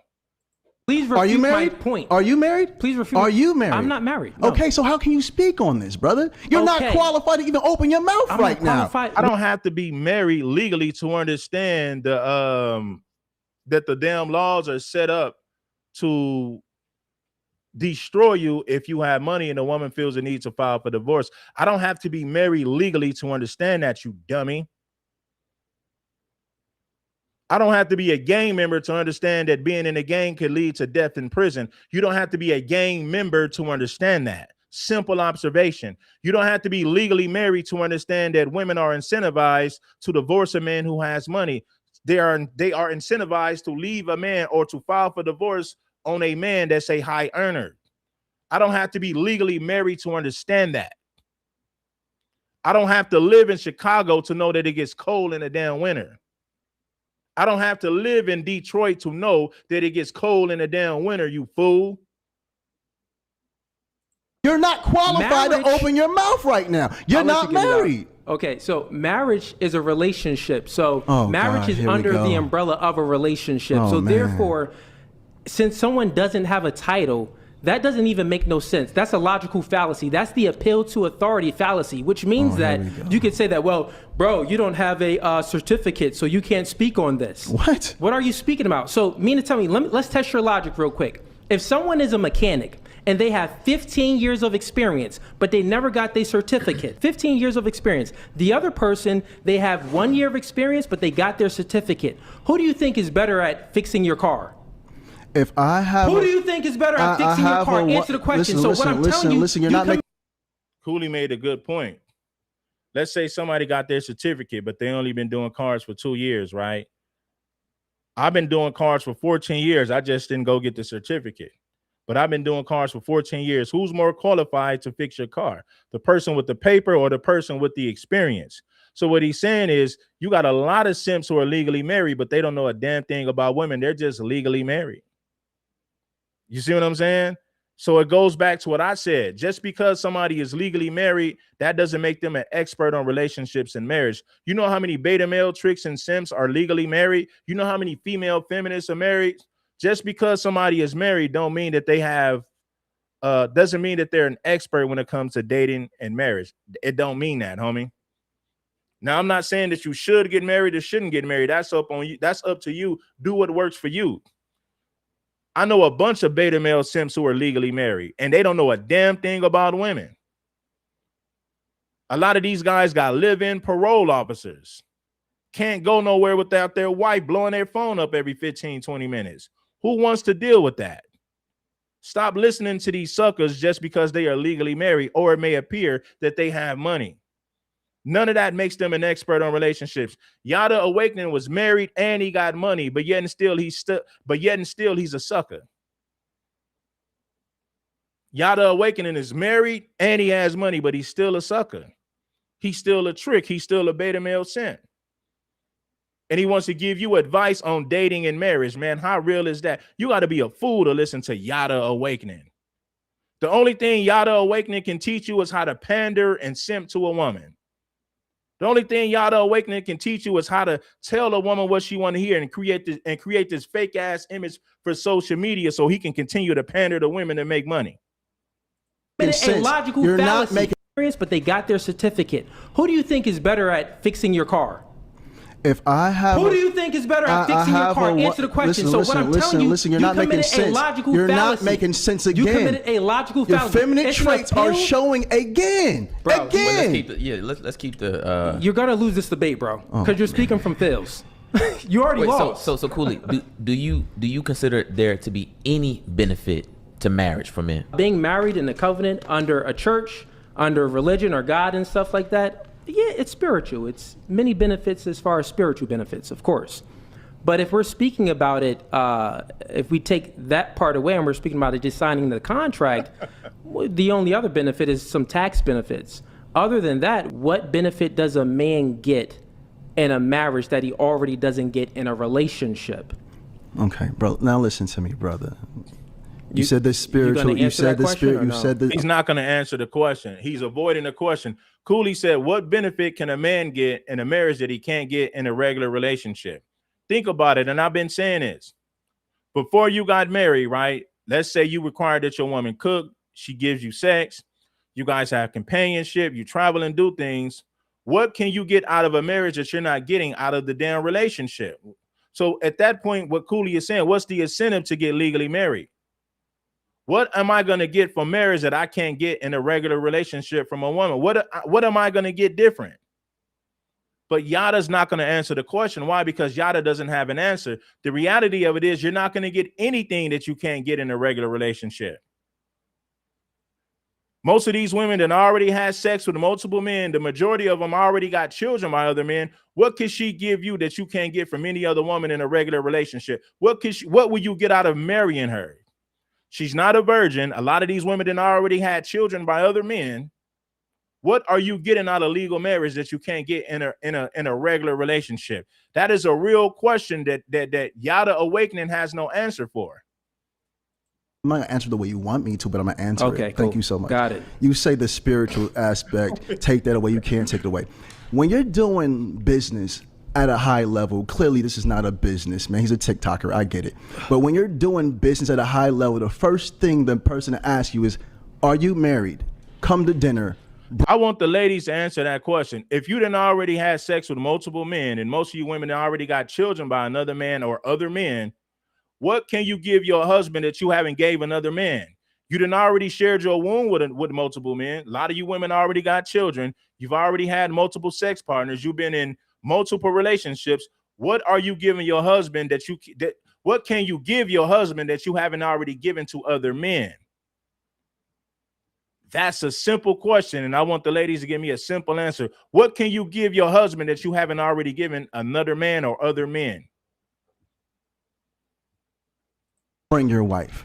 That validates how consistent a man can be, how trustworthy a man can be. No real man is going to shack up with a woman and not make sure she's properly taken care of if he passes away. So if Cooley built a lot of wealth and he's with a woman and he dies, guess what's going to happen? Guess who's going to get the wealth? Not the woman that he's been shacking up with. Oh, that's a lie. You can do all of that without signing. And all she's going to do is take your money to go be with another man. There's no guarantee that she's going to take care of your children. If you're wealthy right now, you die, your woman is going to take your money and she's going to lay up with another man. That's all she's going to do. You're going to die and she's going to take the money that you made and she's going to take that money and she's going to enjoy that money while laying up and sleeping with another man. That's the only thing that's going to happen.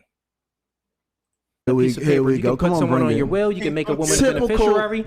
Listen, let me answer the question. So what I'm telling you is what you just said is a lie. So come on. You just said that. Well, what's is the wife going to benefit from this marriage if he happens to die? Well, he could still put her on the will. He could still make her a beneficiary. He could do all of these things without actually signing that paper. Also, right, if he is in a relationship with a woman, he can still protect and provide for that woman. If he loves that woman, he can still take a bullet for that woman. And this You're is what looking I at that mean title. right here when I said this is not a businessman. Because if you write a will can be contested. Do you know what that means? Contested. You're not a man. You're not making no real money, so you don't understand. Listen to me for one don't know moment. what you're talking Listen about. no, brother. I heard you say on a podcast you make over 6 figures a year. I make over 6 figures a month. We're two different types of men. That's totally fine. You're Come still on, a Ninja man. Turtle. Next, feminine traits. Feminine traits. You started it feminine off, bro. Look, traits. I asked him. The crazy thing is, look at the before we demon. started, Look at I the said, demon listen, showing bro, his face. do you want to make ad hominem attacks? Come on, If look at so, me when I you're will speaking, smoke brother. you. Look at me. So check it out. Let's try to keep it. Let's try to stay progressive here, fellas, because I want to make sure we can actually move through this, because this is actually a really important conversation. Because Cooley's not the only guy I've heard say that. right. There's a lot of men that actually believe this because we've seen things go left for men on many occasions, and there is just a lot of discomfort and concern building around the union of marriage. So I'm curious about this because, you know, I got a little sister myself. Many of us, just how life is going to go, we're going to end up raising daughters ourselves. It's just kind of what it is. Yeah. I know sometimes we can get caught up in protecting ourselves as men, which we have to. I mean, we have to think about what practically makes sense for us. But let's think about it like this. I want to twist this. If we were giving some game to our little sisters or a woman that we care about, is it a good idea, or do you think, Cooley, a woman can still be secure, protected, and I guess comforted in a marriage without the legal document and paperwork? Is that a good deal for the woman as well? Yeah, she could be married in a church under, the Spirit of God. That's totally fine. Why would you? The thing is, like, this whole thing as far as the legal situation, this is still new. You know what I mean? And the legal situation, it doesn't add up. It doesn't make sense. It only benefits the woman. It doesn't benefit the man at all. And the man, the only reason why, like, did you listen or did anyone listen to the things that I said in the beginning? Pre-modernity, women weren't really working. They weren't in the workforce. So the reason why they made the marriage laws this way, where women get alimony and things like that, is to incentivize them because they're not working, right? But prior to... Shout out to him. See, Cooley is spitting logic. Yada Awakening is coming with this religious BS that's not practical in the real world. It doesn't work in the real world. Cooley is using logic. Cooley is speaking on what works versus what doesn't work. and why women have an incentive to file for divorce if she's married to a man who's a high earner. That's all Cooley's saying. That's exactly what he's saying. I don't like Cooley. Listen, I don't like neither one of these guys, so I don't have a dog in the fight. I'm not a fan of Cooley. I'm not a fan of Yada Awakening. But if we're dealing with logic, then Cooley is winning this damn debate by a long shot. Yada Awakening is bringing his emotions, his feelings, and he's trying to use religion. Even that, there wasn't any incentivization for women to get. Now we're in modernity. Women are in the workforce. So therefore, why are they still being incentivized to leave the man? That doesn't add up. That's the only part that I'm against, is the legal part. Marriage itself is a blessing. It's a great thing. Marriage opens up who a person. It's not a great thing when the government gets involved. And he's up here pandering about marriage, and he's been going upside his wife's head for the last few years, trying to use religion and pander bear simping to prove his damn point. If your woman listens to Yada Awakening, oh my God, she is tainted. She's cooked. She's mentally, like, if your woman listens to somebody like Yada Awakening, she is mentally cooked. Yada Awakening is telling women that they need to be paid just for existing. Truly is. If a man is afraid to write a contract with a woman, he has no business being with a woman. So why would this man try to give relationship advice? Because majority of people are dating for marriage. No one says I'm dating to shack up. No one says I'm dating to have babies by a bunch of people. A lot of people don't want to get legally married because of the laws, especially if you're a man with money and you have something to lose. Legal marriage does not benefit a man that's Legal marriage does not benefit a man that's well off financially. It does not.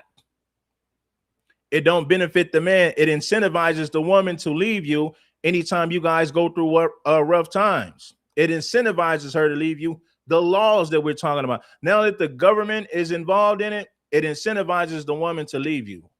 That's exactly what it does. Because now there's a reward for her when she files for divorce. Legal marriage is a trap for a man that's well off financially. I promise you, it really is. If the government wasn't involved in it, then you might hear me sing in a different tone.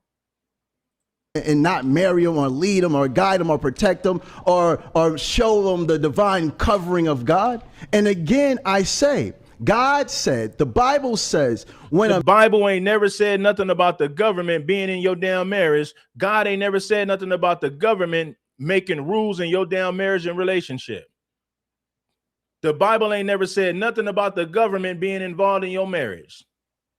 Legal marriage has nothing to do with God. I'm going to say it again for you people who are too slow. Let me tell you something. Legal marriage has nothing to do with God at all. If you read the Bible, it don't say nothing about the government or feminism. When you get legally married, the government and feminism gets all in your business. Marriage between men and women should have nothing to do with the damn government. Nothing at all. The fact that it does, that's what makes it a damn scam. Anytime the government already want to take taxes from you. Every time you spend some money, they got to take their taxes. Anytime you get your check, they got to take their taxes. I remember a time when Cash App, you got all your money. The government the government wants a percentage of Cash App now.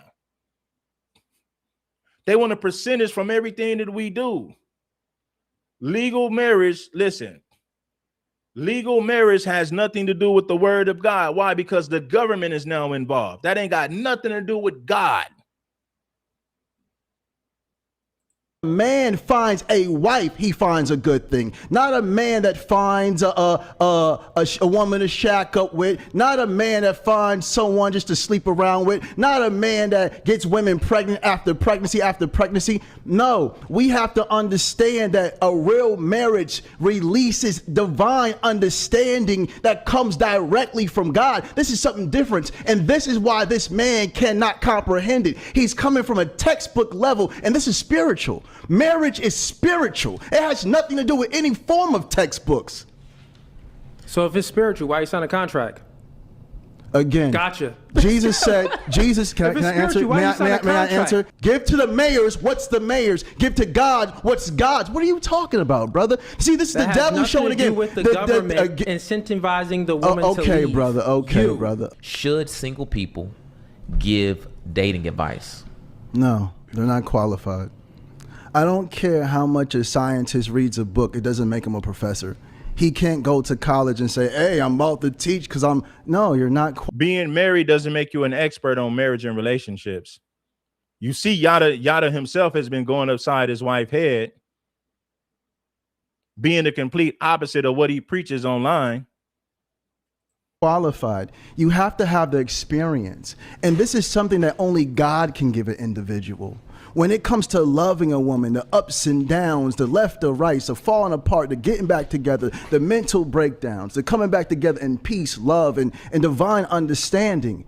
Only a person that's been through something real can speak on that. You have to be qualified. Qualified, and this is the word I need you guys to understand. Qualified. If a man is speaking on relationships and he's not married to a woman, he knows nothing about marriage life, he has no business speaking on.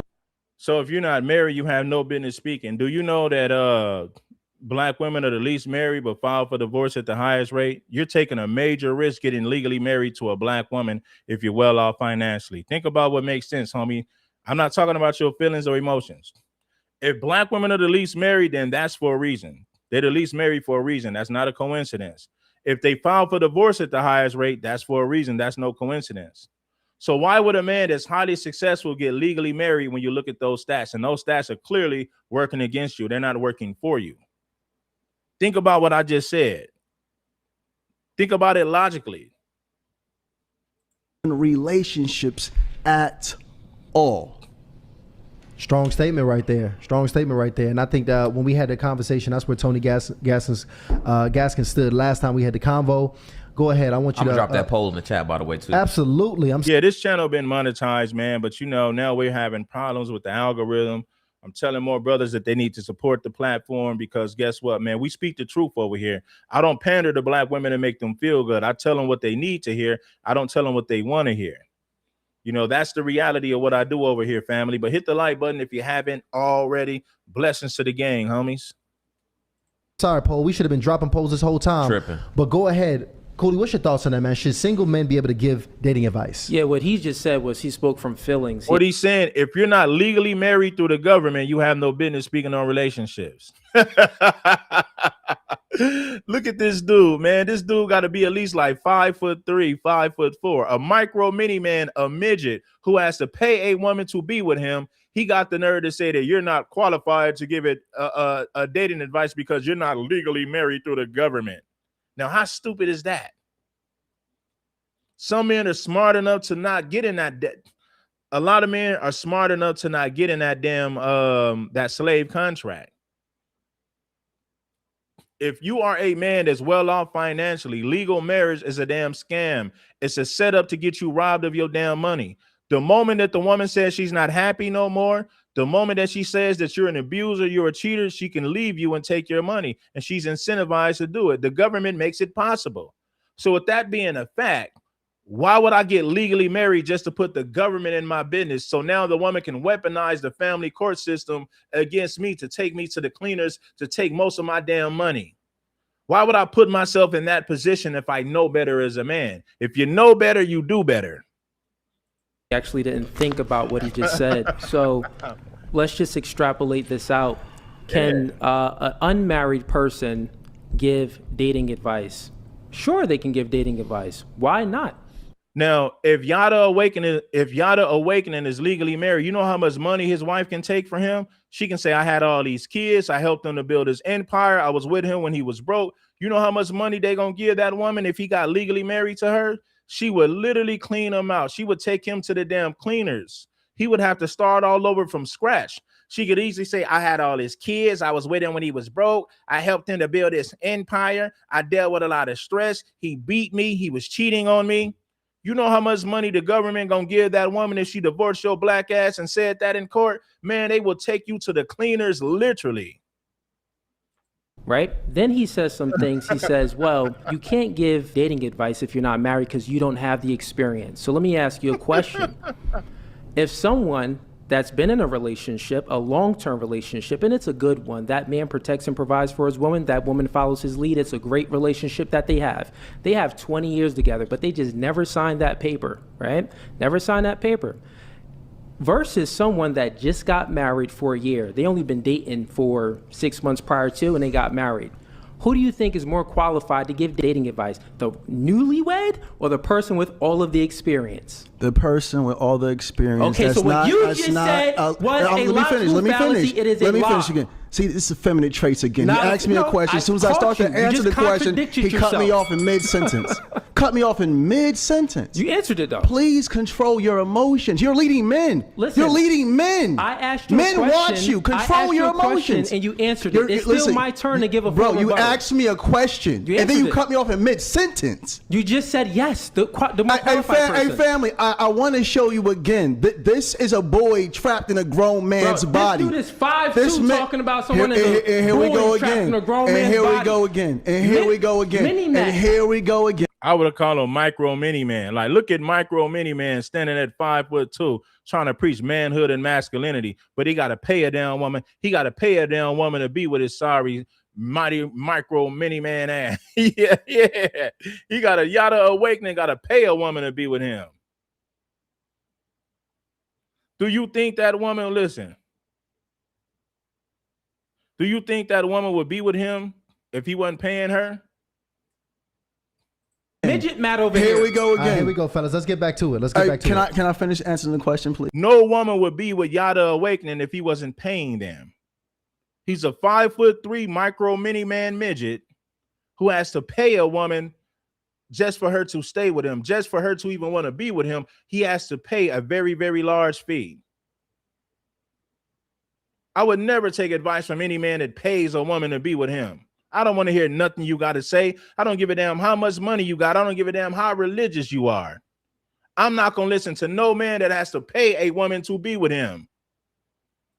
Yeah, let me get Yada's context behind this. This guy got his suit from a daycare. Matter of fact, go ahead, brother. You got it. Okay, cool. So what Females I was expounding on, what I was expounding on, that question itself makes no sense. That question itself makes no sense. Well, the answer would be, like I said, yeah, sure, someone that's unmarried can give dating advice. He said they can't give dating advice. Then I just checked his logic, right? And then he said, oh, well, if they have enough experience but they're not married, they can give dating advice. So which one is it? Again, is he finished? Can you ask this man if he's finished? I'm finished now. Are you done? Are you Which done? one is it? So if you like that clip and you want to watch, all right, that was, Cooley. Let's see what O'Shea Duke Jackson had to say. O'Shea Duke Jackson, back at it again. Boys, let's get everybody. Boy, shit, back at it again with another episode. Now let's see. I want to hear things from O'Shea's perspective. Then we're gonna go into the debate that he had with Tampon Daniels. Tampon Daniels, to be real with you, Tampon Daniels smoked him in that debate. Cooley did a good job too, but I think that Anton Daniels did a better job at cooking. He did a better job at cooking Yada Awakening in that particular debate. But let's see what O'Shea Duke Jackson had to say. Of the Celebrity Junk. I need you guys to get the likes up, man. We're not doing too good with the views, and we're not doing too good with the likes and support. Let's get the brothers to become contributors for this real damn game. Most of you have heard about this brother by the name of Yada the Awakening. He's a guy that operates out of the Atlanta area. And most of the guys that hear what he has to say believes that he's a simp. I'm not even gonna waste y'all's time, all right? The allegation is that he's beating his wife, a young lady by the name of Aja. And, he has been telling everybody how to take care of black women, but he's been abusing black women himself. I'm embarrassed, I'm ashamed, I'm hurt, but I know I'll make it through. I've tried everything. Yada, everything. I'm here getting the rest of my stuff. Now, so many people have come out in her defense. She's saying that this guy is majorly abusive. Now, what is also to understand here is that Yada the Awakening is also known as somewhat of a scam. He sells consultations and things like that. You know, most of his stuff is kind of like profiting off of women's pain. He sells these, you know, Yada, Minister of Health, Watertarian diet, all this stuff. A bunch of these guys got stuff like this. You know, 19 Keys has something like this. Most of the guys that kind of push the Pan-African sort of, I am a minister kind of teacher, they always do the health and wellness. all of them. That's been going on since the 80s and 90s, you know, kind of the, you know, I have these potions and, you know, you can get all these different things and stuff like that, whatever. And if you want to do an online consultation with him, it's $500. If you are listening to Yada Awakening, then you ain't learned a damn thing from Derrick Jaxn. Yada Awakening is Derrick Jaxn 2.0. He's no different. Tell black women what they want to hear, and then you will gain a large following like King Solomon. Tell black women what they want to hear and never hold them accountable. Guess what?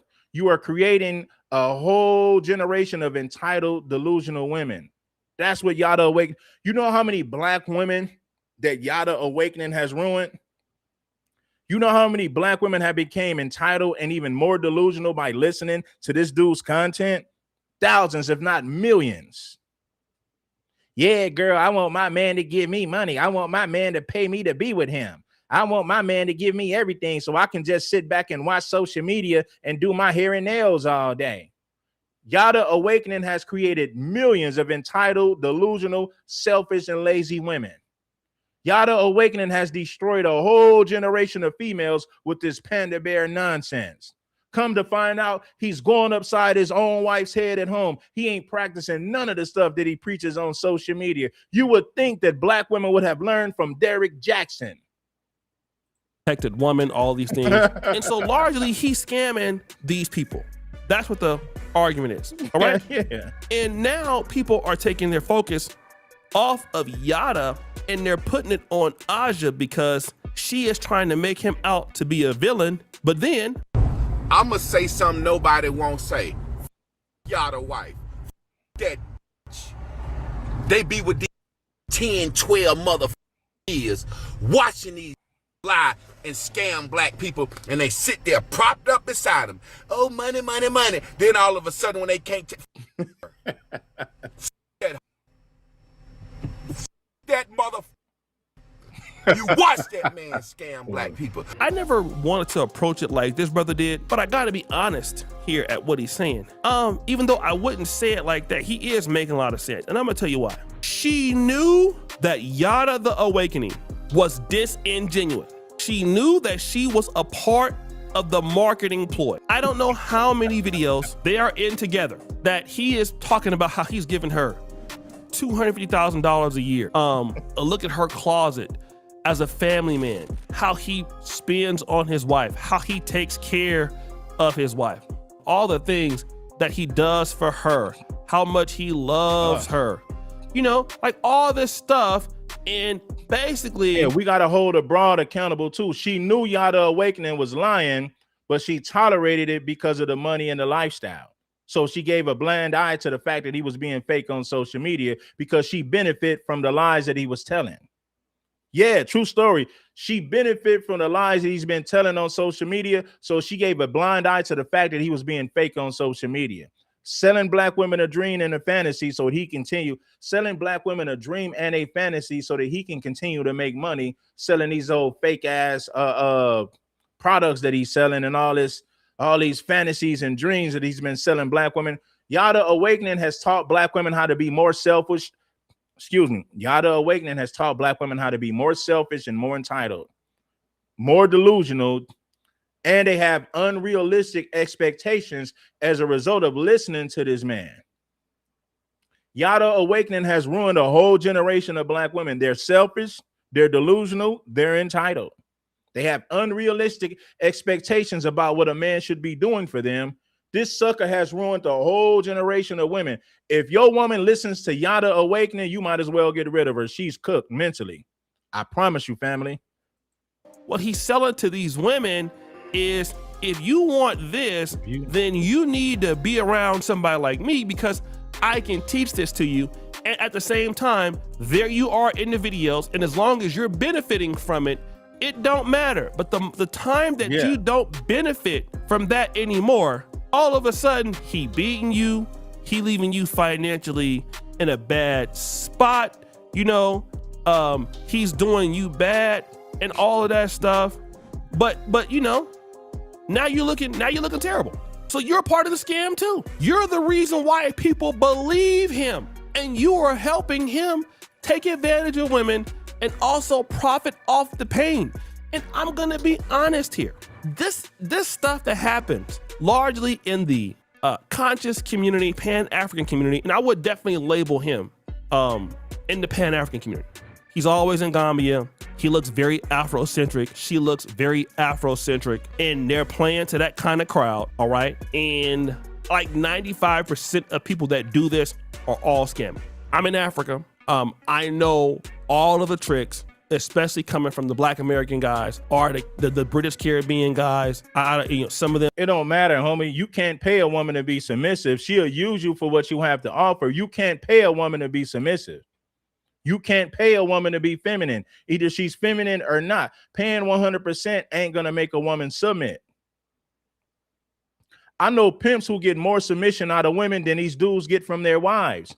And a pimp send a woman out there to bring all the money back home. You got to work and get all the money and give it to the woman, and she still won't submit to you. She still won't follow instructions or follow the game plan. I know Macs and pimps that get more submission from their women, and they send their women to the streets to bring money back home. I know pimps and Macs that get way more submission than these guys get from their wives. I know married men right now that can't go nowhere without their wife blowing up their phone, asking when they're going to come home. You got a live-in parole officer. Macs and pimps get way more submission than a lot of these married men do, than 95% of these married men do. Legal marriage makes it to where the man has to take care of the woman and she still doesn't have to listen or submit to you. But you're required, it's a requirement for you to take care of her and take care of all of her needs. Anytime she has a problem, you got to come up with a solution. Anytime she falls short financially, you got to pick up the pieces. But guess what? It doesn't mean that she's going to submit to you. It doesn't even mean that she's going to listen to you. She's there to benefit from the things that you have to offer. Paying 100% ain't going to make these women submit. Standing on manhood, masculinity, and man business is what's going to make these women submit. Paying 100% ain't going to do it, fellas. It's just not going to do it. Say they're with the Hebrew Israelites. He said he's with Sufi.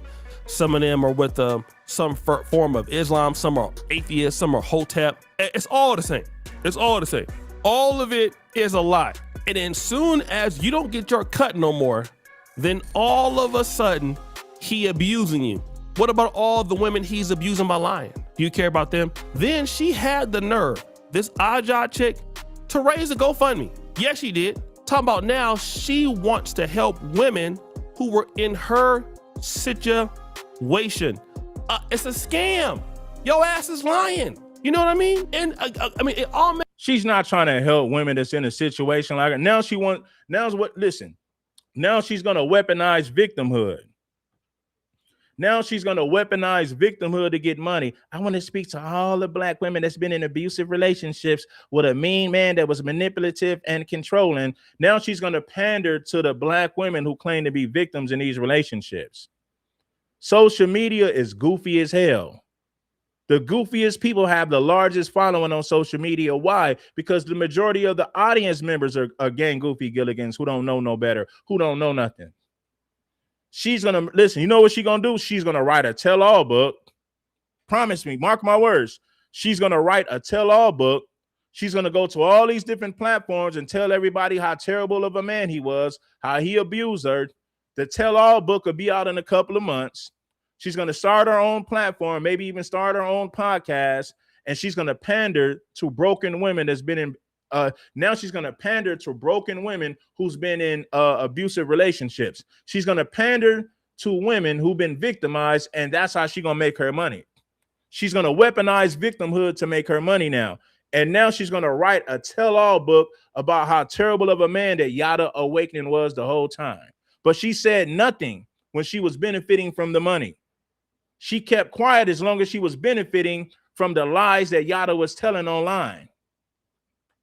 Makes sense. Where is she at? Atlanta. I mean, all GoFundMe. Yes, she did. Yeah. Talking about now, she wants to help women who were in her situation. Yeah, that's exactly what the book is gonna. It's gonna say "Surviving Yada Awakening." She gonna write a tell-all book and expose everything, along with the lies that she might make up and tell, along with the things that she may exaggerate. But guess what? She will have a tell-all book pretty damn soon, coming to Amazon near you. It's a scam. Your ass is lying. You know what I mean? And I mean, it all makes sense. Where is she at? Atlanta. I mean, there you go. All of this stuff, you know, you got the health, wellness. Now all of a sudden it's a new chapter. All of a sudden he ain't no good. But the one thing you learn from him is how to scam. How to scam. That's all y'all know how to do. None of y'all do no real actual work. Look at this. August 1st. Government contracting webinar. I mean, I don't know how she's knowing about a government contracting. What do? You don't do nothing. Everybody is just lying on social media because you can't work, can't do anything to make sense. Let's go ahead and have a soft life off of selling people dreams, acting like everything is cool when it's not. You said the man been beating your ass, and now all your female followers is investing into your life. There's another chick. I don't want to talk about her. I won't call her name. She's out here in Africa. Allegedly, let her tell it. Her apartment burned down. Okay, her apartment. I swear, people on social media are the goofiest people ever. They follow and support all the wrong people. Everybody with common sense knew that Yada Awakening was a damn fraud and a panda bear simp. We already knew this. I'm not surprised that Yada Awakening is finally being put on blast. I'm not surprised. I knew the dude was a sucker a long time ago. Any man who pays a woman to be with him is a certified trick, is a certified simp, a certified sucker, a certified mark and buster. 100%. I'm not surprised by any of this. I wouldn't expect nothing different from a Yada Awakening. And I don't feel sorry for his wife because she tolerated this BS. As long as it was beneficial for her, she stuck around. Now that she's no longer in a relationship, she want to go to podcast, weaponizing victimhood, talking about how abusive this man was towards her, looking to garner sympathy. And once she garners sympathy, she can now make money. Write a tell-all book. Go on a campaign to slander Yada's name because it's beneficial for you now. Now, guess what? She don't need Yada Awakening to make money no more. She could drag his name through the mud to make money. And if he's legally married, oh my God, he gonna get taken to the cleaners if he's legally married. No, I don't think he is, but if that's the case, my gosh, he gonna take him to the cleaners and take all that bread. You did? Burned down. She was crying, single mom, and she put up a GoFundMe. Again, it's always these course sellers, always these people with all this, and she raised $25,000. It's ridiculous. You know, they're gonna try to sell you something that they don't have. How the hell do you need help when you're trying to sell somebody else something? You're an investment person specialist. Now all of a sudden you need to go for me because all y'all do is lie. All y'all do is lie and grift. All of y'all in this damn space with that. GoFundMe's, all of them. This girl got a GoFundMe too. Listen, I ain't never sold nobody no products. I ain't never scammed nobody. I never pretended like I was somebody that I was not. All I tell y'all to do is support the Cash App and hit the like button and support the Cash App or the Super Chat. I don't ask for much. I'm not selling you no fake ass courses. I'm not selling you no products. I ain't selling you no products. I'm just giving you game, knowledge, wisdom, and information and more insight to the things that we go through as Black people. That's all I do over here. I'm not selling no fake ass courses. I don't sell none of these fake ass products. I don't do none of these fake ass seminars to pretend like I'm putting you up on game. Yada Awakening is a professional scammer, and so is his wife. They're no different than Derek Jackson. They're no different than Pastor Jamal Bryant. Scammers and grifters make the most money in the Black community because Black people never learn from the past. Unfortunately, Black people never learn from the past. They fall for the same tricks. They fall for the same scams over and over. Lying. Yo ass, when you getting the money, you selling 2,000. She's going to weaponize victimhood to get money. She's going to garner sympathy to make money. I don't feel sorry for this woman. She went along with this whole scam as long as it was beneficial to her. And guess what? It's still beneficial to her now, because now she can write a book about surviving Yada awakening. She can write a book about his deepest dark secrets and make money from it. And guess what? The female is going to tap in and hear what she has to say, because now she's going to weaponize victimhood she's going to weaponize victimhood for profit, financial gain. That's exactly what she's doing. Oh, I was treated so bad. I was loyal. I had his children. I was there when he was broke. I supported him. Oh, I was treated so bad no matter how good I was to him. My goodness, man. It's the same old playbook. And guess what? Black people continue to fall for the same playbook over and over and over again. These black women ain't learned nothing from Derrick Jaxn. Yada Awakening is running the same playbook that Derrick Jaxn did. Our packages, where's the money there? When you in here acting like you taking flights, you on horsebacks, you kissing and hugging this dude, you acting like he's the king, you an African queen, y'all in Egypt, you got all of these things. Here she you doing webinars, poor people play wealthy. This is her right here. Check this out. One Clear Vision. She over here teaching the community how to do this, make dreams come true. All of a sudden, you need to go fund me. How you doing that? How is that the case? I need to know. Lying, scamming, scheming. Dusty. And you got to always add it up. Pro-black plus Atlanta plus nice houses, nice cars equals scam all the time. Any kind of pro-black imagery, I don't care if you see a person with any kind of African clothing on, any kind of Nation of Islam clothing on. And I ain't to say that the Nation of Islam is scamming, but if somebody presents themselves to be some kind of religious figure, and if they got on a man with sandals, and they got pictures, luxurious bags, things like that, scammer, all day long scammer. Do not listen to them. And all of them gonna sell some kind of herbal stuff. All of them. Oh, see, these herbal coffees is gonna cost you 8 times the price. These herbal prices gonna cost you this and that, family. For you better run. You better run. They lying. So guys, what do you think? It's your boy Oshadu Jackson back at it again. See, what I learned about social media, they don't appreciate real people. People that tell them the truth are considered haters. People who scan them, that's who they give all their money to. That's who they support the most. Because black people are backwards. Black people support beta male simps, pander bears, and scammers way more than they support the people that's actually telling them the damn truth. And that's truly pathetic. It's truly sad. It's truly sad. Shout out to Lim Hendricks for blessing us with a wonderful cash out. I shout out to Lim Hendricks. He's always supporting the show. You gotta salute Lim Hendricks, man. Salute to my brother. I take my hat out to you, man.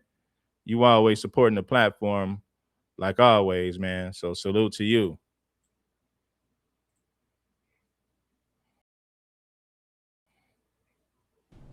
Provide 100 without having so much. And like the brother said, long as they're staying within their standards. I don't think a man should get into a relationship with a woman until he knows he's able to handle all responsibilities by himself, just in case that. Why do we have to take care of grown ass women that are highly educated, that are, doing better than us? What's the purpose of giving women equality if we still got to pay for their lifestyle and give them money and pay 100%? What's the purpose of black women being in the workforce then? What's the purpose of them having education and jobs if we still got to foot the bill 100%? Black women need to be a team player, but at the same time, understand that I'm the damn coach. Yes, we're on the same team, but I am the damn coach. If your woman don't respect that or understand that, you ain't got no damn business being with her. Yes, we're on the same team, but I'm the damn coach. My thing is this. Team players put in work. They don't just sit around and wait for the coach to give them everything. The team get out there and they put in work on the field. What's the purpose of giving black women feminism and equality, but these are grown women that ain't got to spend no money and we must take care of them 100%? What's the purpose of women being in the workforce? What's the purpose of black women being in the workforce then? What's the purpose? Women got all this education and they make all this money, but they ain't got to spend none of their money and they get to live off of us for free. Man, what type of world do you live in? What type of beta male simp stuff is that?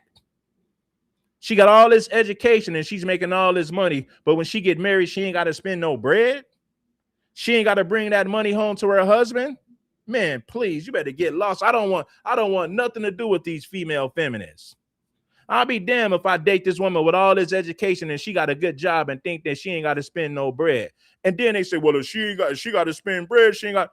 If a woman think that she ain't got to listen to me because she's spending money, she can get lost. I don't want nothing to do with her. A lot of men think, well, if you want a woman to listen to you, you got to pay for everything. I know men that pay for everything and their wives still don't listen to them. I know men who ain't got a job at all and they women break all the bread and do everything for them.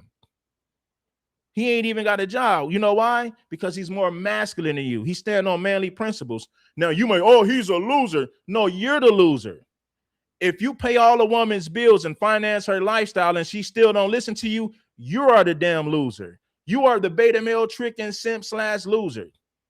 You spend all this money on this woman. You provide everything and she still don't listen to you. She still be talking back. She's mouthy, combative, and she's known for talking back. You pay 100% and you can't even get this woman to submit. The reality of it is this, homie, the loser is you.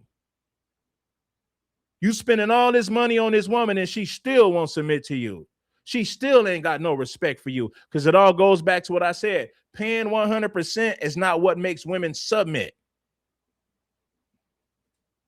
Woman leaves him.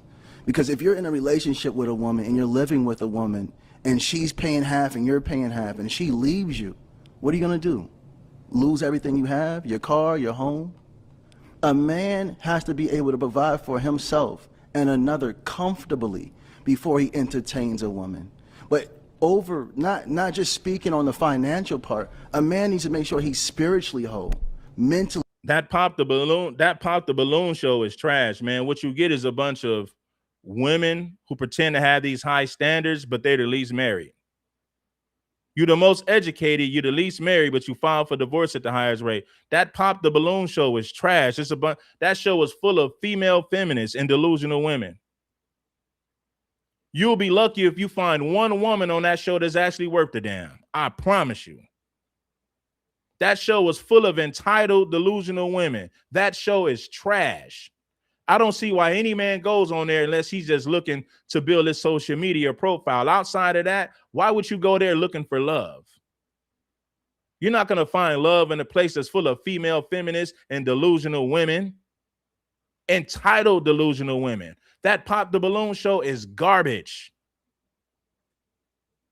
You got a bunch of women who believe that they're better than what they actually are. Selfish, entitled, and downright delusional. It's a waste of time for any man to go to that show looking for love. Whole. I don't think a man should get into a relationship with a woman until he knows he's able to handle all responsibilities by himself, just in case that woman leaves him.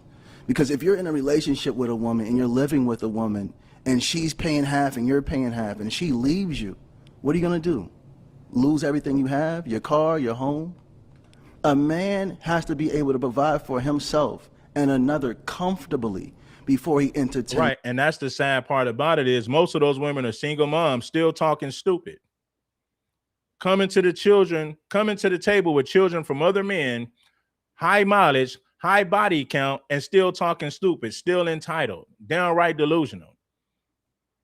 You're not going to find a woman that's worth it damn on a Pop the Balloon show. You might get lucky and find one here and one there, but 90% of the time, you're not going to find a woman that's worth the damn pulling up to that damn show.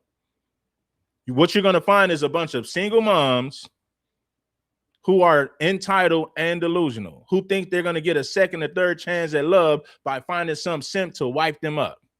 Man, please, you can keep that.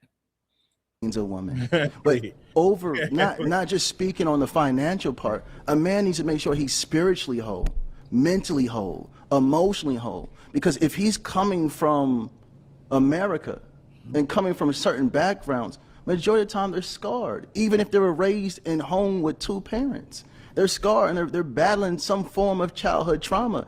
And men, we get so caught up in our ego and our pride, we tend to bleed on the person that's right next to us, forgetting this person's on our team. Now we're stressed out because we can't pay the bills like we should. She's fussing at us. Now what we do, we drinking more, we smoking more, we're trying to run away from the truth. We're trying to run away from our children. Brothers, if you're listening to me and you didn't have the proper father in your life. Shout out to Corey H for the Cash App. I appreciate you, Corey. This is my first time seeing you. Shout out to Corey for the Cash App, man. Appreciate it. Please, I beg you, take care of yourself. Love yourself. Provide for yourself. Spend the first 5 years of your adulthood working on becoming the man that you need to be so you can get the woman you want and not the woman you settled for. Because a lot of men are getting into relationships with women they're settling for because they can't get the woman that they truly want. Now they're misusing this woman, abusing this woman. Children come, they leave this woman. Most men that leave women because they weren't properly good with them. They didn't love them. They couldn't connect to them on all levels. They got a woman that took them at the level which they were on, and a woman that they truly wanted, they're not going to look at them. So all I'm saying to my brothers, and I love what Antoine. Women settle for men every day. Do you think women are really attracted to this midget? Yada Awakening is a 5'2" midget. Do you really think women are attracted to him? Absolutely not. They deal with him because he's willing to pay. He's a trick. He's a simp. He'll pay for their lifestyle. That's the only reason that women deal with this 5'2" midget that's pandering and simping, telling women what they want to hear instead of telling them what they need to damn hear. Yada Awakening is a 5'2" midget that has to pay women to even, man, I think you get the picture. I don't disagree when he said family is business. No, man, I for sure, for sure. It's business. But brothers, please take care of yourself mentally, emotionally, financially. Make sure you're talking to counselors. Make sure you're dealing with childhood trauma, especially if you were raised in homes with abusive fathers, either verbally abusive, emotionally abusive, or physically abusive, or you didn't have a father whatsoever. Spend this time in your adulthood loving on yourself, protecting yourself, leading yourself, and guiding yourself. So when you do find a woman that you love, you don't break her. Women can't endure what we endure. They can't do it. And when a man is building on the come up, we pour so much hurt onto our women because men get stressed out. When we trying to build, we get stressed out. To get to where me and Antoine's at, we put a lot of work in, and it came with a lot of pain. It wasn't peaches and creams and kumbayas. It's, I got to figure this out. Oh, what's going on? And sometimes the woman right next to us gets this attitude, gets this aggression, not because we don't love them, but they're right next to us. So we're bleeding on them without meaning to, and we're blessed. This is nonsense. Do you know that these women come to the table? They come to these relationships with problems that they've already had. Like, come on, man. I know a woman that's 37 years old with 3 baby daddies, and she don't think that she's the problem. Listen, she got 3 baby daddies. None of her baby daddies married her. She found a simp. She found a simp that was in the military to marry her. Now imagine she got 3 baby daddies and she ain't with none of them. She had a baby that was like 5 or 6 years old, and she found some simp in the military to wipe her up. That man divorced her eventually. So now she got 3 baby daddies and an ex-husband. And yet and still she don't believe that she's the problem. You talk about high levels of delusion. I know this woman. And I'm cool with her. And she be in some of these, and the cold part about it is she be in some of these FBA spaces. I'm not going to put her on blast because I'm not going to do it. You guys going to have to figure out what you're dealing with when these people come up here to talk. She got 3 baby daddies. None of her baby daddies married her. She found some military simp to wipe her up. And eventually he divorced her and walked away from the marriage. So now she's back on the dating scene. She's back on the dating scene. and her resume is terrible, 3 baby daddies and an ex-husband, who's going to look at this woman and see value? And yet and still today, she don't believe that she's the problem. My goodness. And she ain't the only woman that I know who's like that. I know several of women who are just like her. 36, 37, multiple baby daddies, and still can't look at herself and see that she's the problem. She's always the victim and never the problem. Unfortunately, the community is full of women with that mindset. It's way too many of them out there who think like that. There's no shortage of women like her. To have women, because I believe your wife was with you when you come up, right? Absolutely. I've known her since high school. They were able to endure. Yes, the military dude wifed her up. She had 3 baby daddies and none of her baby daddies married her. He met this woman and still wifed her up. True story. The men till we got to this level, because I wasn't this man 10, 20 years ago, but I had to go through so much to become this man, from trial and error, and I'm just blessed to have a woman that was able to endure it. A lot of women don't have the endurance for that, and a man should never bleed on his woman if he says he loves her. Brothers, please heal yourselves first, and then get into a relationship with a woman. There you have. So we got, man, Anton, you was right, because it's not about to be 2 hours. It's about to be a full. I got a question. Okay, we're gonna get this question going, and then we're gonna get to the next different round. questions. Number one, I wonder why he didn't say men that also have abusive mothers, because he said abusive fathers. He didn't say abusive mothers also, right? Because again, he never holds women accountable for the decisions that they make. That's number one. And number two, and I don't want to make this. Anton is from the cook. He said he never holds women accountable for the bad decisions they make. He does not. Most of our brothers in these FBA spaces never hold black women accountable for the bad decisions that they made, which is why black women flock to their channels, because they know they'll never get held accountable in a lot of these FBA spaces by some of these men. I'm gonna go to such and such channel. He don't hold black women accountable. He always calls us queens and sisters. So they flock to channels that never hold them accountable. There's a whole lot of that going on in these FBA spaces. If you talk about white supremacy and tethers all day and never hold a black woman accountable for anything, black women will flock to those channels in large droves. They will flock to those channels by the thousands. Talk about white supremacy and tethers and never hold a black woman accountable for anything, you're going to have a large black female following if you make content like that. I promise you. Have abusive mothers, because he said abusive fathers. He didn't say abusive mothers also, right? Because again, he never holds women accountable for the decisions that they make. That's number one. And number two, and I don't want to make this personal, but my question is, how many women have you bled on prior to actually finding yourself? How many women have I bled on? Yeah, according to the context that you said. You said a lot of times. From the age, honestly, from the age I started talking to women, 16, 15, I bled. Trial and error. Like God really took me on a journey of learning myself, figuring out how to love myself, express, build financial wealth with nobody to guide me. I built financial wealth. I'm the first multi-millionaire in my family, and I'm the first to take care of my whole family by myself. Every member of my family I provide for.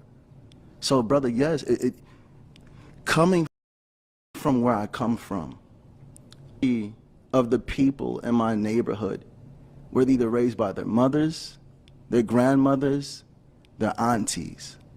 So when the brother is speaking, and I know he said he was raised in a household with his mother and his father, man, I salute that. Oh, so you have studied? No. Because I didn't say that today. No, we last had an interview when you came on the what was that? The virtual. You mentioned that. You mentioned that. I just don't forget. I love you, brother. No, that's dope. I'm glad that you paid attention to what I was saying. That was beautiful, because I was like, wow, that's amazing to see a black man say he had his mother and his father.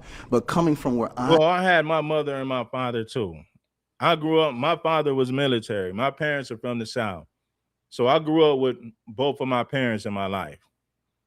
So I didn't come from a broken home where I didn't have a father and all I had was my mother, depending on the county, on welfare, struggling. That was not my situation. Both of my parents were productive. You know what I mean? My mother made money and my father made money. And I seen them bring their money to the table to make decisions. My mother didn't sit around just depending on the money that my dad made. She made money and brought her bread to the table, and she didn't mind spending bread. She didn't mind spending the bread that she made, just like my dad spent the bread that he made. Let's continue, though. I come from, that's not the norm. So the men he's speaking to and the men I'm speaking to the majority. You're speaking to men that's coming out of households with fathers and mothers. I'm speaking to men that literally had to teach. No, he's speaking to all men. He's not just speaking to men that comes from a household of mothers and fathers. He's speaking to all men. Yada Awakening is an idiot. Do you think the only man that listen to him are men that come from two parents? No, men of all different walks of life are listening to these conversations. It ain't just one particular group of men that are listening. This dude don't know what he's talking about. As long as you look like you got money and you're successful, you can tell black people anything and they're going to fall for it. That's crazy. Themselves how to be men, how to urinate. Shake it once, shake it 3 times, you're playing with it. There's no man guiding a man and telling a man to do that. So I'm telling the brothers that's coming from where I'm coming from, brothers, heal. Your father, he might have been going through some things. You don't know. Heal. If your mother was abusive, because it happens. It does happen. Heal. That's the topic, brother. Heal. Heal yourself before you entertain a woman, or you will bleed on everybody. Because it's hard when you finally meet a woman that loves you and you're just gushing out blood, past relationships, mommy issues, daddy issues, sibling issues. So I just want to tell the young brothers again and the older men, heal. Put the pride, put the ego down and heal. Regardless if it's mommy issues or daddy issues, mommy issues, or both. We have to heal as men so we can become the fathers that we never seen or had. Regardless if we had fathers in our lives, we should become better versions of them. And if we didn't have fathers in our lives, we should strive to do for our children what no man has done for us. And again, I give all praises due to the Most High. There you have it. Man. Anton, can we go to round two? No, because we're not just gonna skip. We're not gonna skip past certain things. Okay. What we got? He says he's speaking to a certain demographic of men. I'm speaking to people. I think that women and men need to heal, because there's no Captain Save 'em that's gonna come into your life and fix the things that you didn't fix yourself. And that's the difference between us. Fundamentally, on a lot of the things that we do agree on. Right? We do agree on a lot of things. The problem between him and I is that he doesn't speak to people. I believe that because he understands his audience, he understands his demographic. I think that he slants his words towards always speaking negatively towards men and don't hold women accountable, which is one of the reasons why he purposely left out the abusive mothers also. Because we can solve for 99.9% of all men in society today. And guess what? Because of how we are biologically made, 1% of men can populate 90% of all women. So even if all men got themselves together, men could still, certain demographic of men, because it's a false narrative to say and hold, if he's speaking to the majority of men, like he said that he was, it's a false narrative to say that the majority of men are out here doing things that they're not supposed to do, holding themselves accountable, and getting women pregnant out of wedlock. There's a small minority of men that's populating the majority of these women that's getting them pregnant out of wedlock. And so if you're going to speak to something, then you have to solve for the majority, not the minority. Women are out here choosing for themselves because they have the availability to do so. They having a slut walk. I seen you say, On Angela Yee's podcast, you told a woman that said that she was ready to slut it out because she had been abstinent for 2 years and she was ready to have 3 different guys at the same time, and you encouraged her. You said, go ahead, date them all. Date them all. Yes, I did. And so that absolves us. When you look at the pool of women that's available to a great man that then dedicated himself, let's say he preserved himself. Let's say he did what he was supposed to do. I'm not going to, in my right mind, tell this guy to go and marry a single baby mama. And I'm not saying that. Hold on, say that again. No, I didn't hear you. Say that again, We please. have that conversation coming Okay, up. So all right, we're going to get on there. that Yeah, conversation. But the point is that But this was accurate, the though, y'all. point, the point is that if you're going to speak to the majority, speak to the majority of the population, not just the majority of men that you think fit under your narrative, because they don't. The reason why I speak to men, and this has to be highly important, I need my beautiful brother to hear this and all the other men hearing this. If we claim to be leaders, I'm going to speak to the man that's claiming he's the head. I'm not going to the woman if you're saying you're the leader or you're the head of the household. I'm saying, brother, if you want to move a certain way, do this. If your woman is upset, look at yourself in the mirror and ask yourself why. If you're the leader, we can't make excuses. I can't go to my woman like, oh, you're responsible for this, that, and the third. No, what's wrong with my own leadership? See, this is where you're wrong. Phil Jackson was a great coach, right? He was a great coach. And I broke this analogy down many times. Phil Jackson was a great coach, right? But there's no way that Phil Jackson was going to coach the LA Clippers into winning a championship. It was never going to happen. So at some point, the players suck. It ain't got nothing to do with the coaches. You can take the best coach out there, but if he's coaching a team that lacks talent, it don't matter how good of a coach he is, they'll never win a championship. It didn't matter how good of a coach that Phil Jackson was. Coaching the Sacramento Kings was not going to win a championship. Coaching the LA Clippers was not going to win a championship. Why? Because the players suck. You know what I mean? You need a combination. You need good coaching along with good players. If you have good coaching, but the players suck, you're never going to win a championship. So you can't just blame it on the coach, the leader all the time. Listen, you can't force somebody to follow you. You can't force people to follow in your, you can't force people to follow your game plan. Some people are fit for your leadership and certain people are not. It don't matter how good of a coach you are. Some of these women ain't worthy. Some of these women are not worthy of even being around they're not worthy of being around a man of your caliber. It don't matter how good of a coach you are. It don't matter how good of a leader you are. Some people don't deserve to be on the team because they suck. You couldn't pay Phil Jackson enough money to coach the LA Clippers. You couldn't pay Phil Jackson enough money to coach the Sacramento Kings. Phil Jackson had enough common sense to know it don't matter how good of a coach I am, those players suck and we'll never win the championship. Therefore, I don't want to coach a team like that. I don't even want to waste my talents even trying to coach a team like that. You got to look at women the same way. Some of these women ain't worthy of you even coaching. They're not even worthy of you even trying to mold or teach. Some of these women will never get it. They'll never fall in line. So don't waste your time even dealing with them.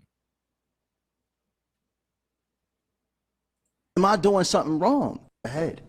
I'm not going to the woman if you're saying you're the leader or you're the head of the household.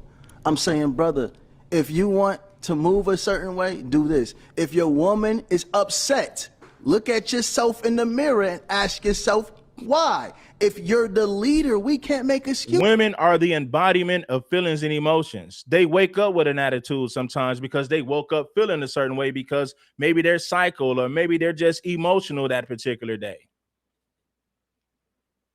It's not your job to manage a woman's emotions and feelings. You can give her advice on how she could manage it a little better, but at the end of the day, it's up to her to do the damn work. You can't do the work for her. I've seen men who gave women everything. I've seen men who gave women everything and those relationships still didn't work. Still didn't work. Why? Because she's not fit to be with a man of that caliber. It don't matter how good of a man you are. Some women don't qualify to be with you. So it ain't always the man's fault. The majority of these women today ain't fit to be with a man of a certain caliber. They're influenced by social media. A lot of them have terrible upbringings, bad influences. So it don't matter how good of a man you are. A lot of these women don't qualify to even be with a man of your caliber. And you must recognize that as a man. Every woman ain't fit to be with you. It don't matter how much you teach her. It don't matter how much advice you give her. She's still not going to be the type of woman that you need her to be. I can't go to my woman like, oh, you're responsible for this, that, and the third. No, what's wrong with my own leadership? Am I doing something wrong? Am I misguiding something? Am I bleeding on something? Am I taking something for granted? As a man, if we're saying that we are leaders, we have to lead at all times and not just when things are good, even when things are bad. Speak to the context of what I just said, though. What are you talking? If Yada Awaken is such a great leader and he's leading by example, why did he go upside his wife's head? And that's not to say that she's innocent. Maybe she did something that made him. Maybe she did something to make him want to go upside her head. Now, I'm not making excuses for it, but if Yada Awakening is really a man of God, Allah, whatever religion he claims, if he's such a great man and a great leader, why did he go upside the head of his wife? That contradicts everything that he's speaking. That's contradicted. He's a walking contradiction. I'll make a long story short. If he's such a great leader and such a godly religious man, why did he go upside his wife's head multiple times? Why, Yada? Come on, brother. About solving for the problems in the culture. It's not just one way. See, and this is what I'm saying, that when we get to a certain point, people start to expose themselves the longer that they talk, because they only have a one-track mind. They only can speak to one demographic, because that's not the minority. It's easy to pander, but it's much more difficult to solve for a problem. If I identify the problem as the majority of women are having sex with a minority of the men and getting pregnant out of wedlock, why are we not speaking to that? Why can't we solve for that? He's speaking about something of a man that's already in a position, or a man that's already, in a sense, solved for the problems that he had in his childhood. That's not entirely That's not who I'm speaking to, brother. Hold on. That's not entirely what we're talking about. I'm talking about getting people to the starting point. Right. That's almost like being in debt and telling somebody how to become a millionaire. And we just did that. We didn't. Men, because you take never care of even, yourself you never before you get into a acknowledge- relationship. You That's never, the beginning of everything. The majority of your audience is women. Why are you speaking to men? 70% of my audience are men. Lies. That is a lie, bro. If 70% of his audience are men, man, you got some delusional man. I don't know why any man will listen to Yada Awakening. I understand why black women would listen, because black women just want to feel good. Black women want to listen to men that's going to tell them what they want to hear. So I understand why black women will listen to Yada Awakening, but it makes no sense for a black man to be listening to him. Yada Awakening is not the truth. He's a pander bear who tells black women what they want to hear for financial gain and money. I don't believe that. Listen, I don't believe that 70% of his audience are men. I don't believe that.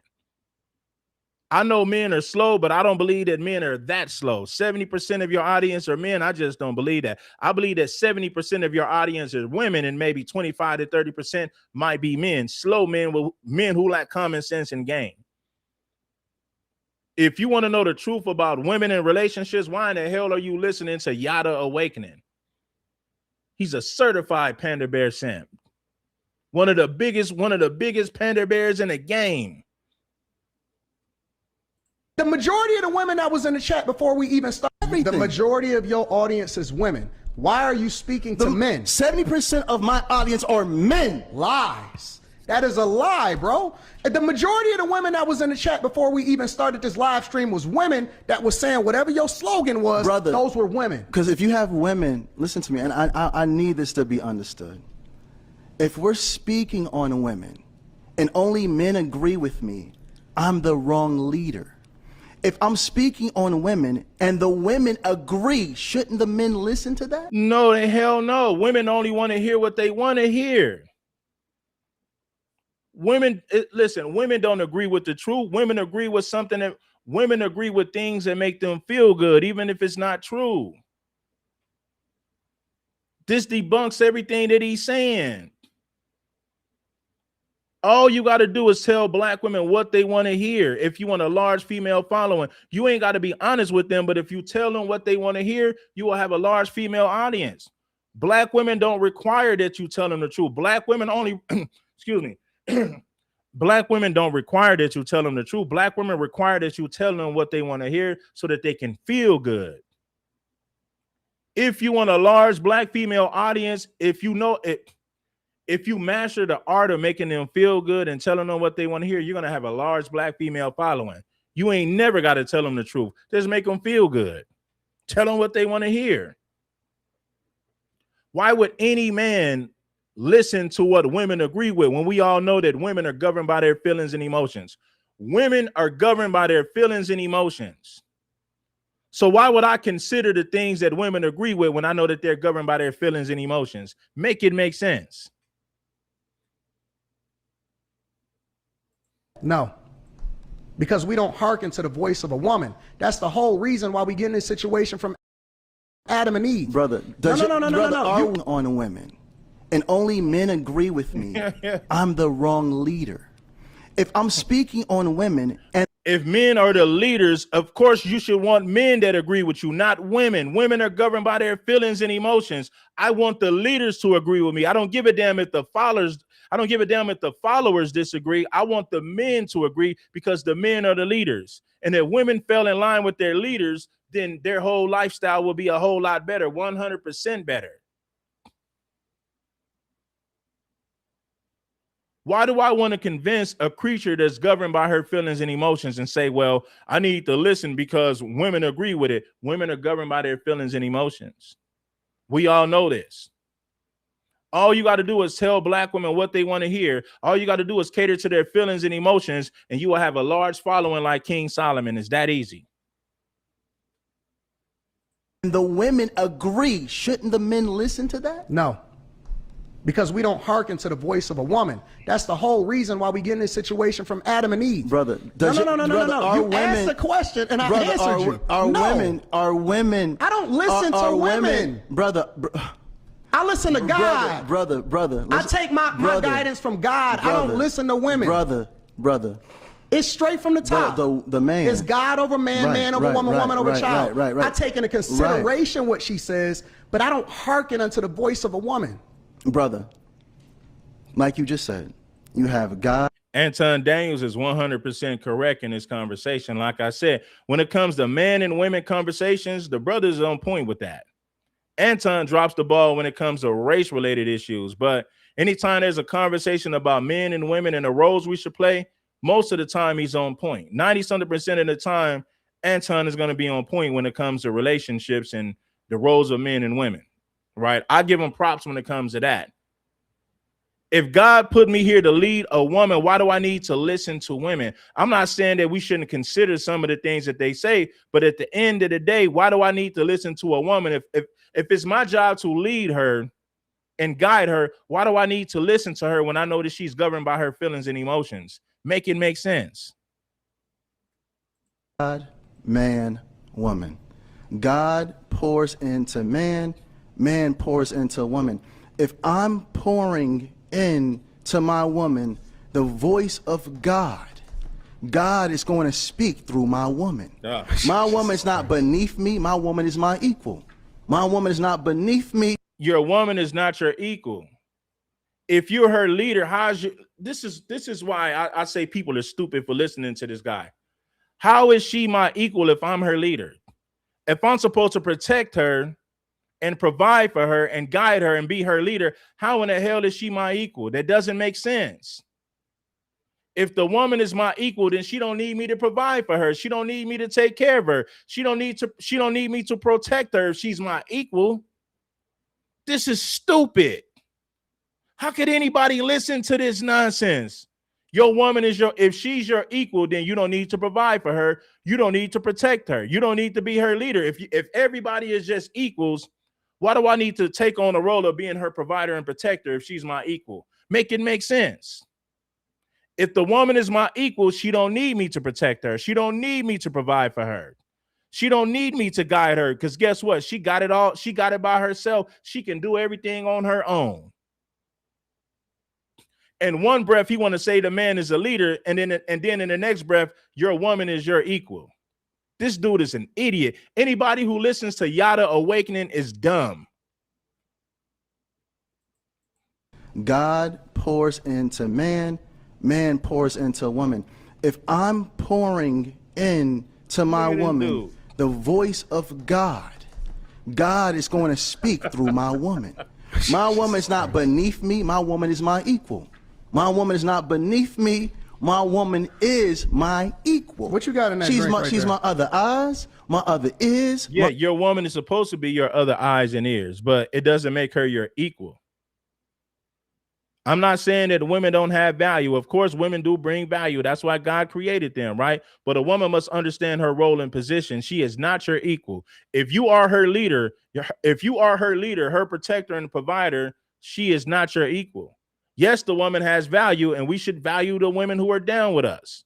But at the same time, my woman is not my equal. God created me as a man and created her as a woman. She must play her role and position just like I'm going to play mine. My woman is not my equal.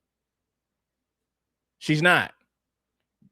If that's the case, women should be able to play in sports with men. If men and women are equals, then women should be able to compete. Women should be able to compete in the NBA, and we all know they can't. If men and women were equals, women should be able to play in the NFL with men when we all know they can't. If men and women were equal, they should be able to get in the boxing ring and it'd be men versus women with no problem if women were just equal to men. This is nonsense. That's why you have man sports and women sports, because men are physically superior to women. A woman is not your equal. The women in the WNBA cannot compete with the men in the NBA. Female boxers cannot compete with male boxers.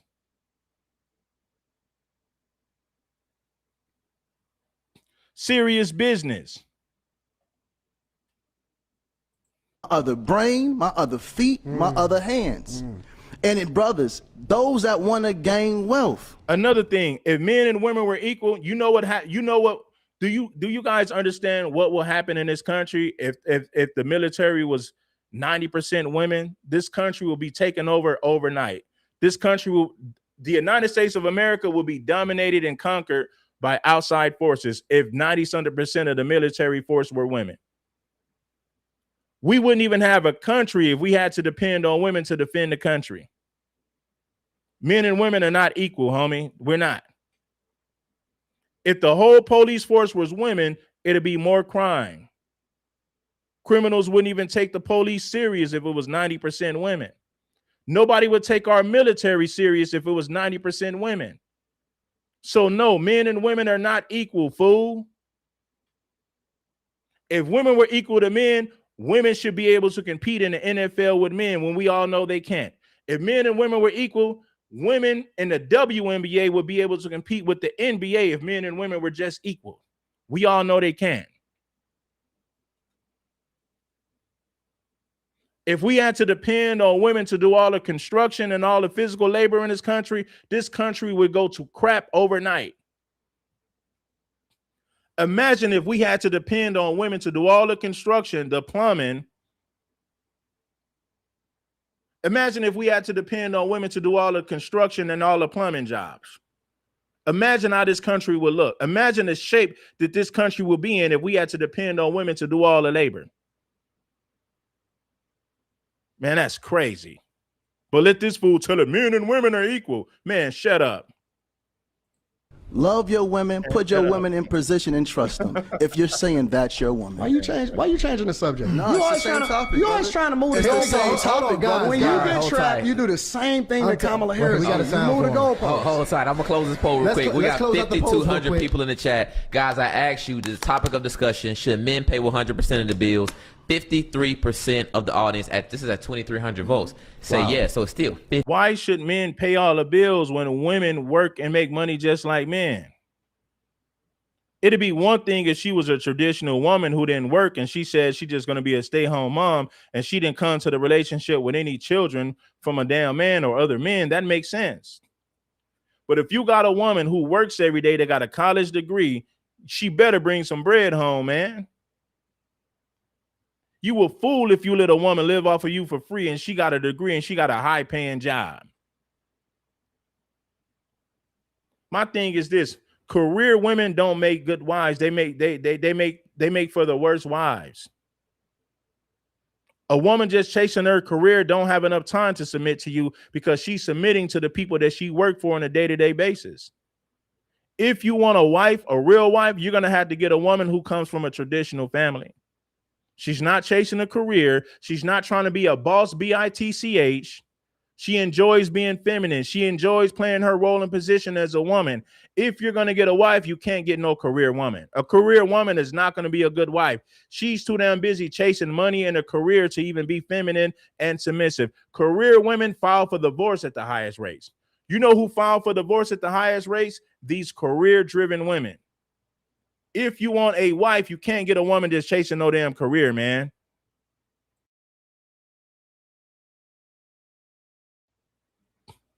Career-driven women make the worst wives. She ain't got time to cater. She ain't got time to be she ain't got time to service you. She ain't got time to cater to you. Most of her energy and time goes towards her job and career. So what makes you think you can make a wife out of a woman that's career driven, that's chasing her damn career on a day-to-day basis? She's not going to be a good wife. She's going to be one of the worst wives that you could have ever picked. So brothers, if you want a wife, do not wife up some career driven woman. Career-minded women file for divorce at the highest rates. I don't give a damn if they white, black, or whatever. And I have the stats to prove it. Women who chase their careers file for divorce at the highest rates, and they're not going to play their role in position as your wife. She's too damn busy chasing a damn career to play a role. She's too busy chasing her career to play the role as your wife. She's not going to fulfill that obligation. She's not going to fulfill her position. She's not going to do what's vital. She's not going to do what needs to be done when it comes to being your wife. It's impossible for her to do that. She has to dedicate too much time and energy to her career. 80 to 90% of her time is dedicated to her career. She's going to give you 10% as your woman, 10% as your wife. Now, why would you marry a woman like that? That's something for you brothers to think about. Career-driven women make the worst wives, and they file for divorce at the highest rate. If you want a traditional wife, you better not marry a career-driven woman. It is impossible for a career-driven woman to be a traditional wife. She can't play that role. It's impossible. She'll pretend like she can do it, but in reality, she can't.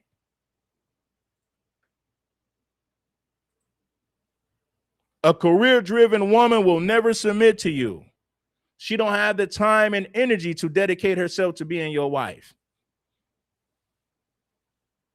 Her time and energy goes to her career,